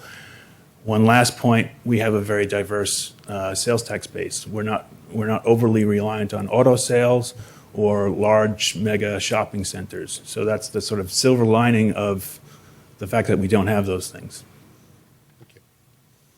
On the other major fiscal goal was to achieve growth in property tax, exceeding the growth in the county. As with sales tax, again, macro real estate markets are going to determine the general direction of property values. However, new development, improvements, and redevelopment of properties can grow that assessed value base. Again, rather than setting an absolute goal, we were looking at being 1% better, and we did exceed that in 2009. We're projecting 2010 that our property tax growth will be flat. The third major goal was to activate development of hotel rooms with a goal by 2013 of adding about 150 rooms or $400,000 to our 2007 hotel tax base. We've actually fallen behind as a result of the Great Recession. Less people occupying rooms and paying less rates. So we have a much bigger hole to claw back to reach that goal by 2013. With the 2010 plan, EDAC didn't want to set aside those goals. They want to keep those goals, but they also wanted to take a different look at target goals over the next 3 years. In particular, they wanted to answer the question, can we grow our way back to a sustainable budget?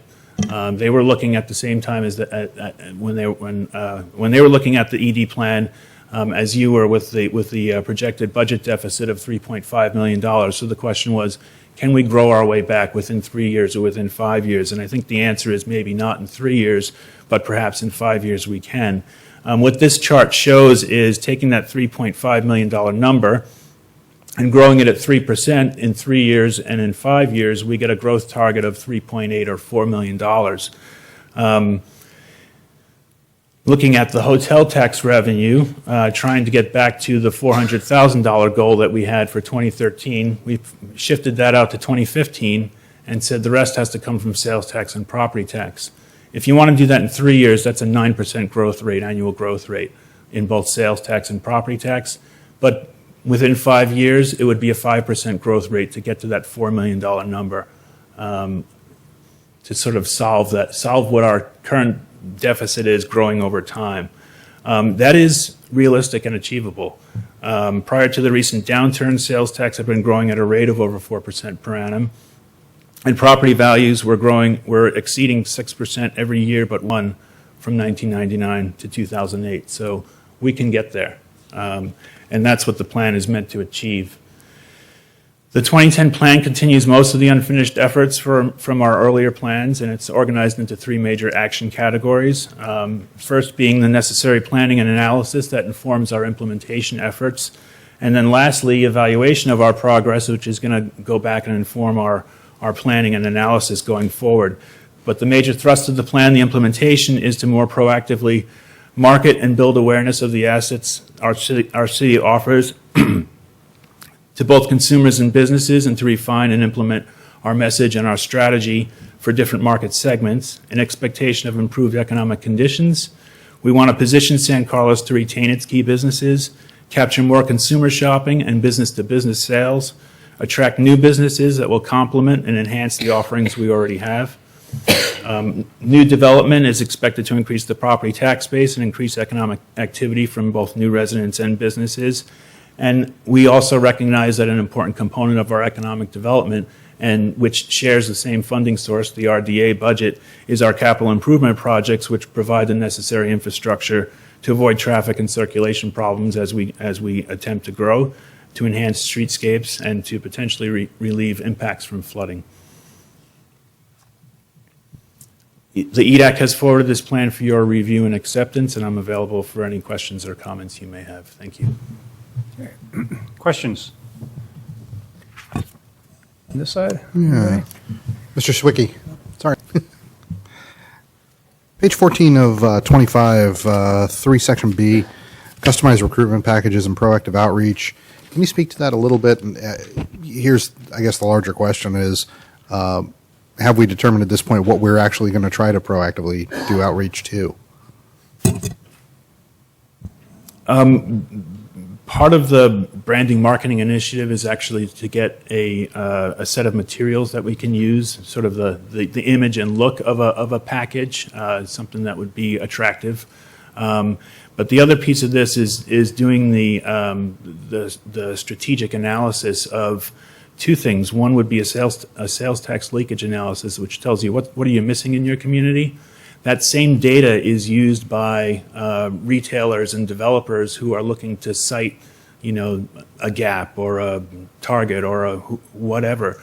They're looking at where they don't have coverage in their market. So they're looking at the same information. You want to marry those two in a customized package and say, here's the information that shows why you should come to San Carlos. And you put that in a nice glossy brochure. So again, the targets for outreach are still TBD. Yes. Thank you. The other piece of the analysis is looking at our project area, our commercial and industrial areas, and looking at where are the best places for somebody to potentially redevelop another shopping center, if you will, or add to what we have. Yes, Mr. Zwicky, I have a question. On page 17, you talk about the Landmark Hotel and other East Side opportunity sites. It seems like there's a bit of a pullback in this from what had been going on the past couple of years, where everyone was really gung-ho about a hotel and only a hotel. Now it seems like we're going to explore more options and just try to get something. Is that? Am I reading that correctly, or are we still just focused on a hotel? We would still love to get a hotel, but the market collapsed. Yeah. And actually now is a good time to start those efforts up again. As room rates and occupancy rates start having an uptick, you're going to see hotel developers that are interested in coming back in. And hopefully the owners of land are also looking for opportunities to do something now too.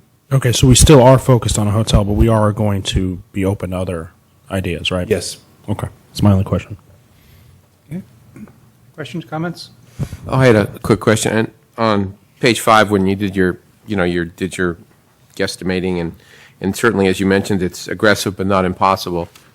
I just look at it's certainly aggressive in my mind because, again, if you make the assumption that 2010, 2011 might be a zero, you're basically now dividing it by 4 years instead of 5 years. These increases. So, it certainly is an aggressive number, and there's no question. And that 5.2, kicks up to over 6.5. If again, taking out 1 year assuming 1 year would be zero. So, but I'm not saying it's not going to happen. It would be wonderful if it did, and it could obviously increase even higher than we had anticipated in future years. So, but it is certainly an aggressive target.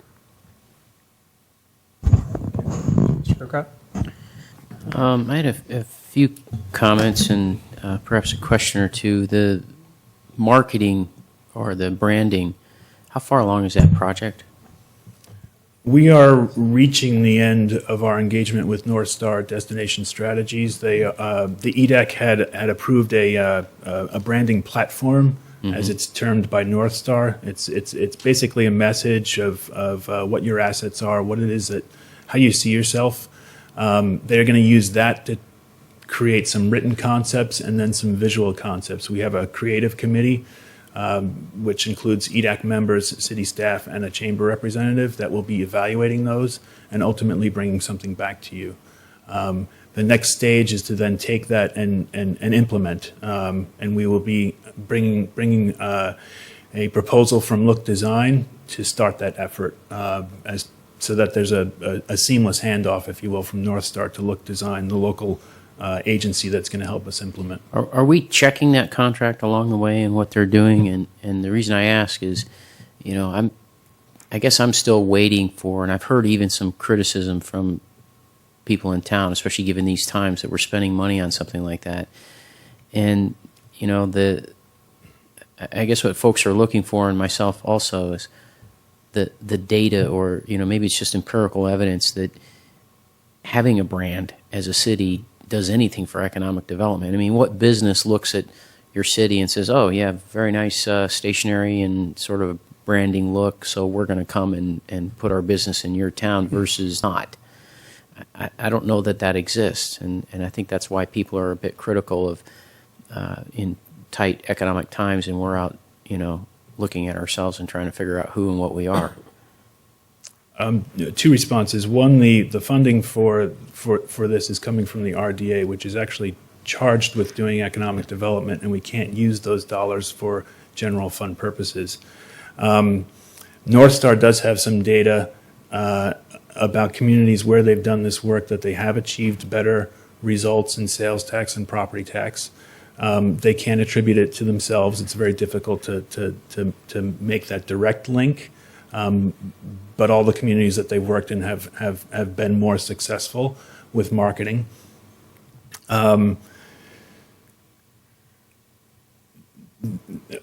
The North Star did produce a Understandings and Insights presentation to the EDAC, and I can actually get you that PowerPoint if you would be interested in looking at it further. It will be produced in a final document that they will deliver to us, but I do have a PowerPoint version of it that I can provide to the council.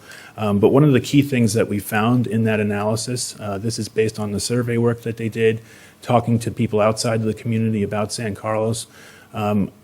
I found one of the most compelling pieces was that of people outside of San Carlos, most of them don't know where San Carlos is. They don't know that we have a building, construction, materials, and supply businesses here. They know very little about San Carlos. That is a very big opportunity to tell the Bay Area who we are and what we have, and have them come. And that's what we're interested in doing. Okay. I would just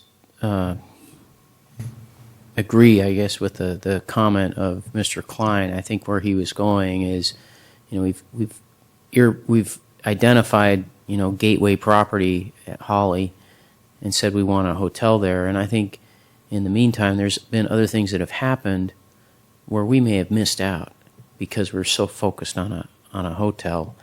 And so I was glad to hear you say that maybe there's some opening up of the mind to other things that might go there. The one thing that is not in this report, two things that I don't see in here, maybe I missed it, but one is you mentioned we've had two major industries, exit San Carlos. And I think something that should be in here and should be looked at is going to companies like that, and it's still not too late probably with those two companies, and doing an exit interview. Mm-hmm. Find out why they left. Mm-hmm. And that might generate some things for your economic development program, because if you learn where your weaknesses are or whatever, even if they're perceived weaknesses, it might help out in fixing things and then being able to attract businesses to come.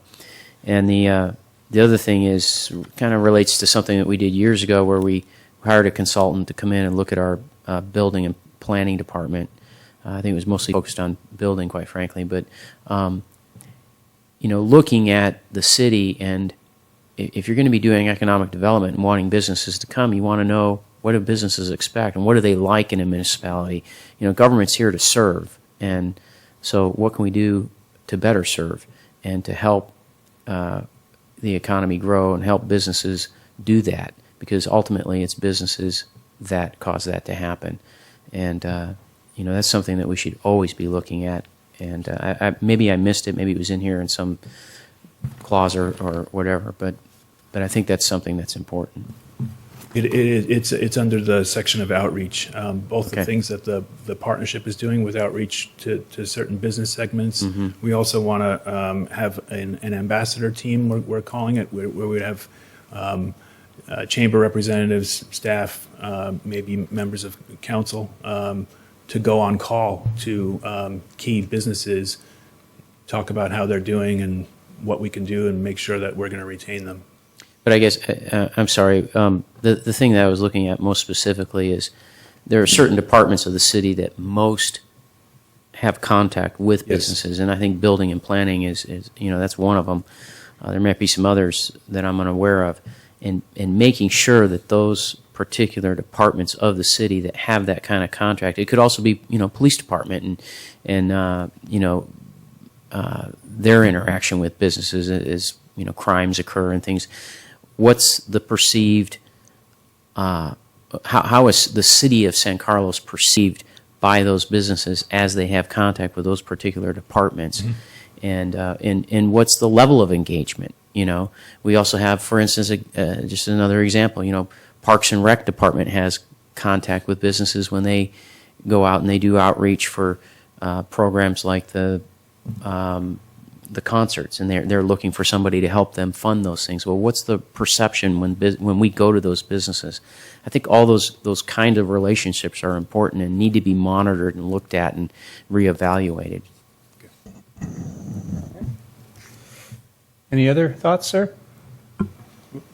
I have just one, or actually two. First of all, I really admire and appreciate your hard work and the rest of your department, which is you, and the other department, rest of it, which is you.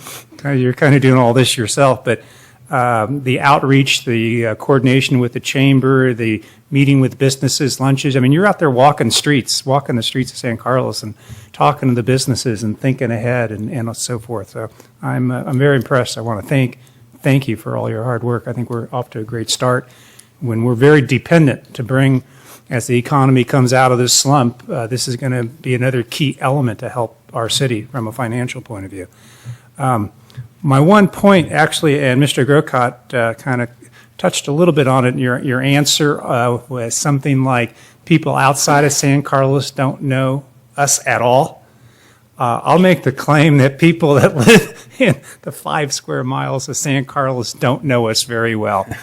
And my point is, we have CEOs and property managers. We have men and women who travel north, south, east, and they work for companies. They have lunch with people. They're around the coffee pot, and they say, "Where do you live?" "I live in San Carlos." "Oh, we got great places to eat."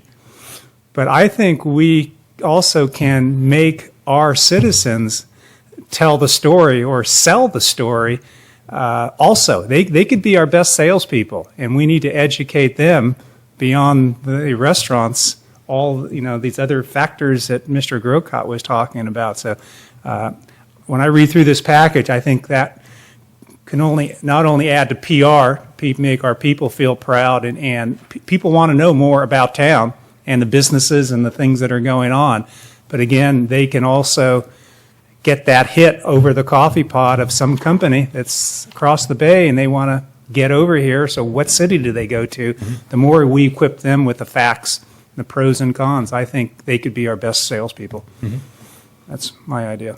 Mr. Mayor, through the chair, I'd like to make a motion to extend the meeting for 15 minutes. Second.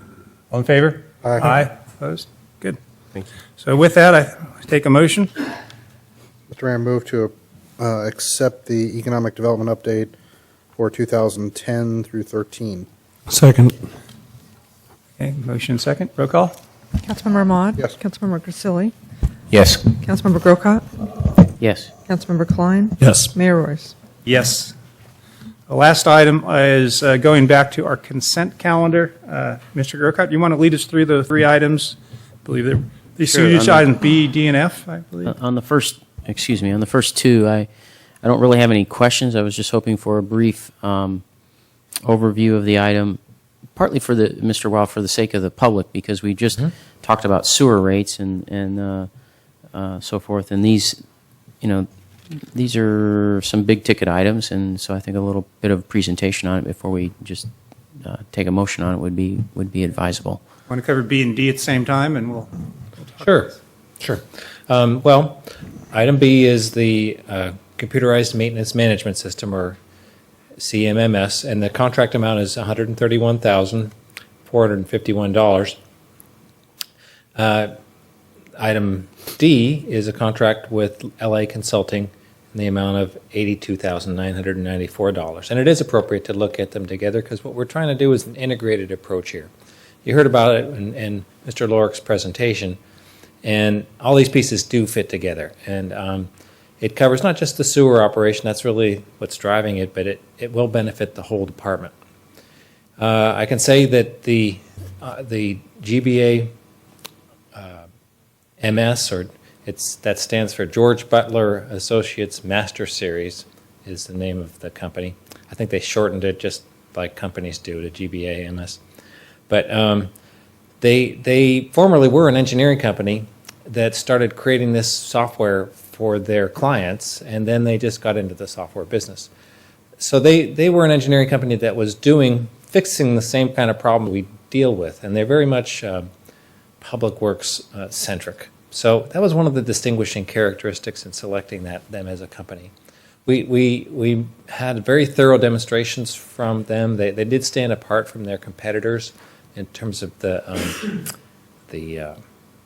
real depth of the data that we'll be getting to manage the infrastructure, and the ease of reporting and the ease of doing work planning, which is a key part of what Mr. Lorik talked about.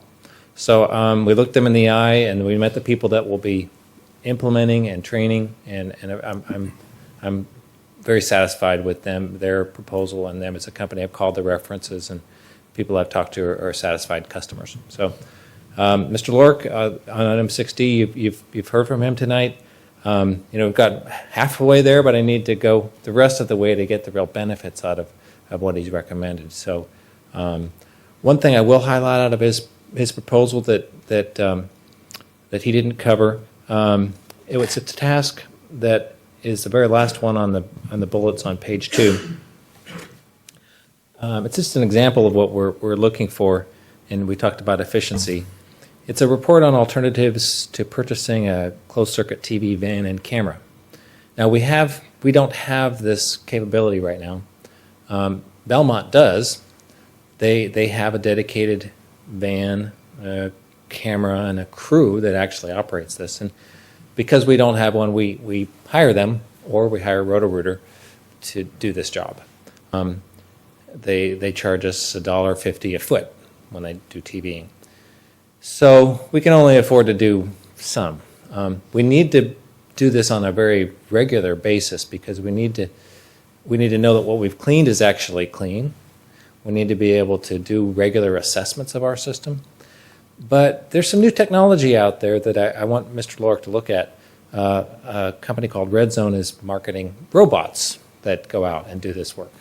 And these are Carnegie Mellon engineers that developed this for the 3 Mile Island disaster. So it may or may not be the solution, but I want to look at these alternatives before we invest in a kind of an old clunky old van that wears out, and the technology that kind of wears out pretty quickly. And Mr. Lorik has the breadth of experience to have seen what works in all these agencies all around the country, and I have very great confidence that he'll get us good answers. Okay. Any other questions on B or D? I think let's get a motion on those two, and then we'll go to the last one. I move to approval of consent calendar items B and D. Second? Second.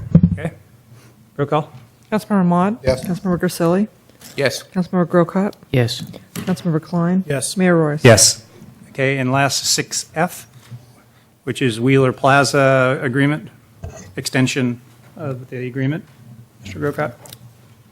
Yes, even after reading through here, I'm trying to understand the need for the extension and what's going on here.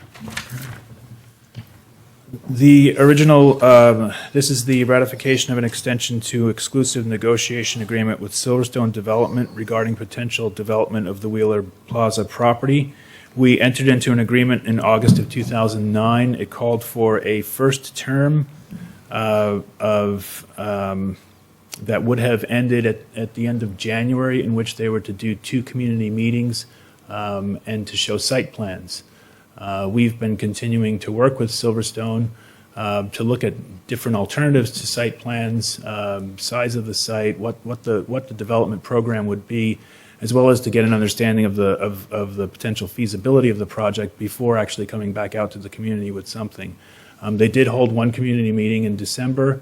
They've visited with numerous businesses, store owners, property owners to get feedback to inform their drawings and what we might be able to achieve. But we just don't feel like it is ready yet for the community to take a look at until we figure out some of the pieces. So that's the reason for the extension. What this does is it extends all the other timelines in the agreement. So the whole agreement will move forward. But we are in control of it. So Okay, and I know there's no, they're not charging us for more time or anything, but they're charging us for product delivered and meetings delivered and so forth, right? But the holdup was more just because of getting it right. Issues with the design process, not anything else. Correct. Okay, that answers my question. Mr. Mayor, make a motion to accept item 6F on our consent calendar. Second. Okay. Roll call? Councilmember Ahmad? Yes. Councilmember Grisilli? Yes. Councilmember Grocott? Yes. Councilmember Klein? Yes. Mayor Royce? And yes. And I believe meeting is adjourned.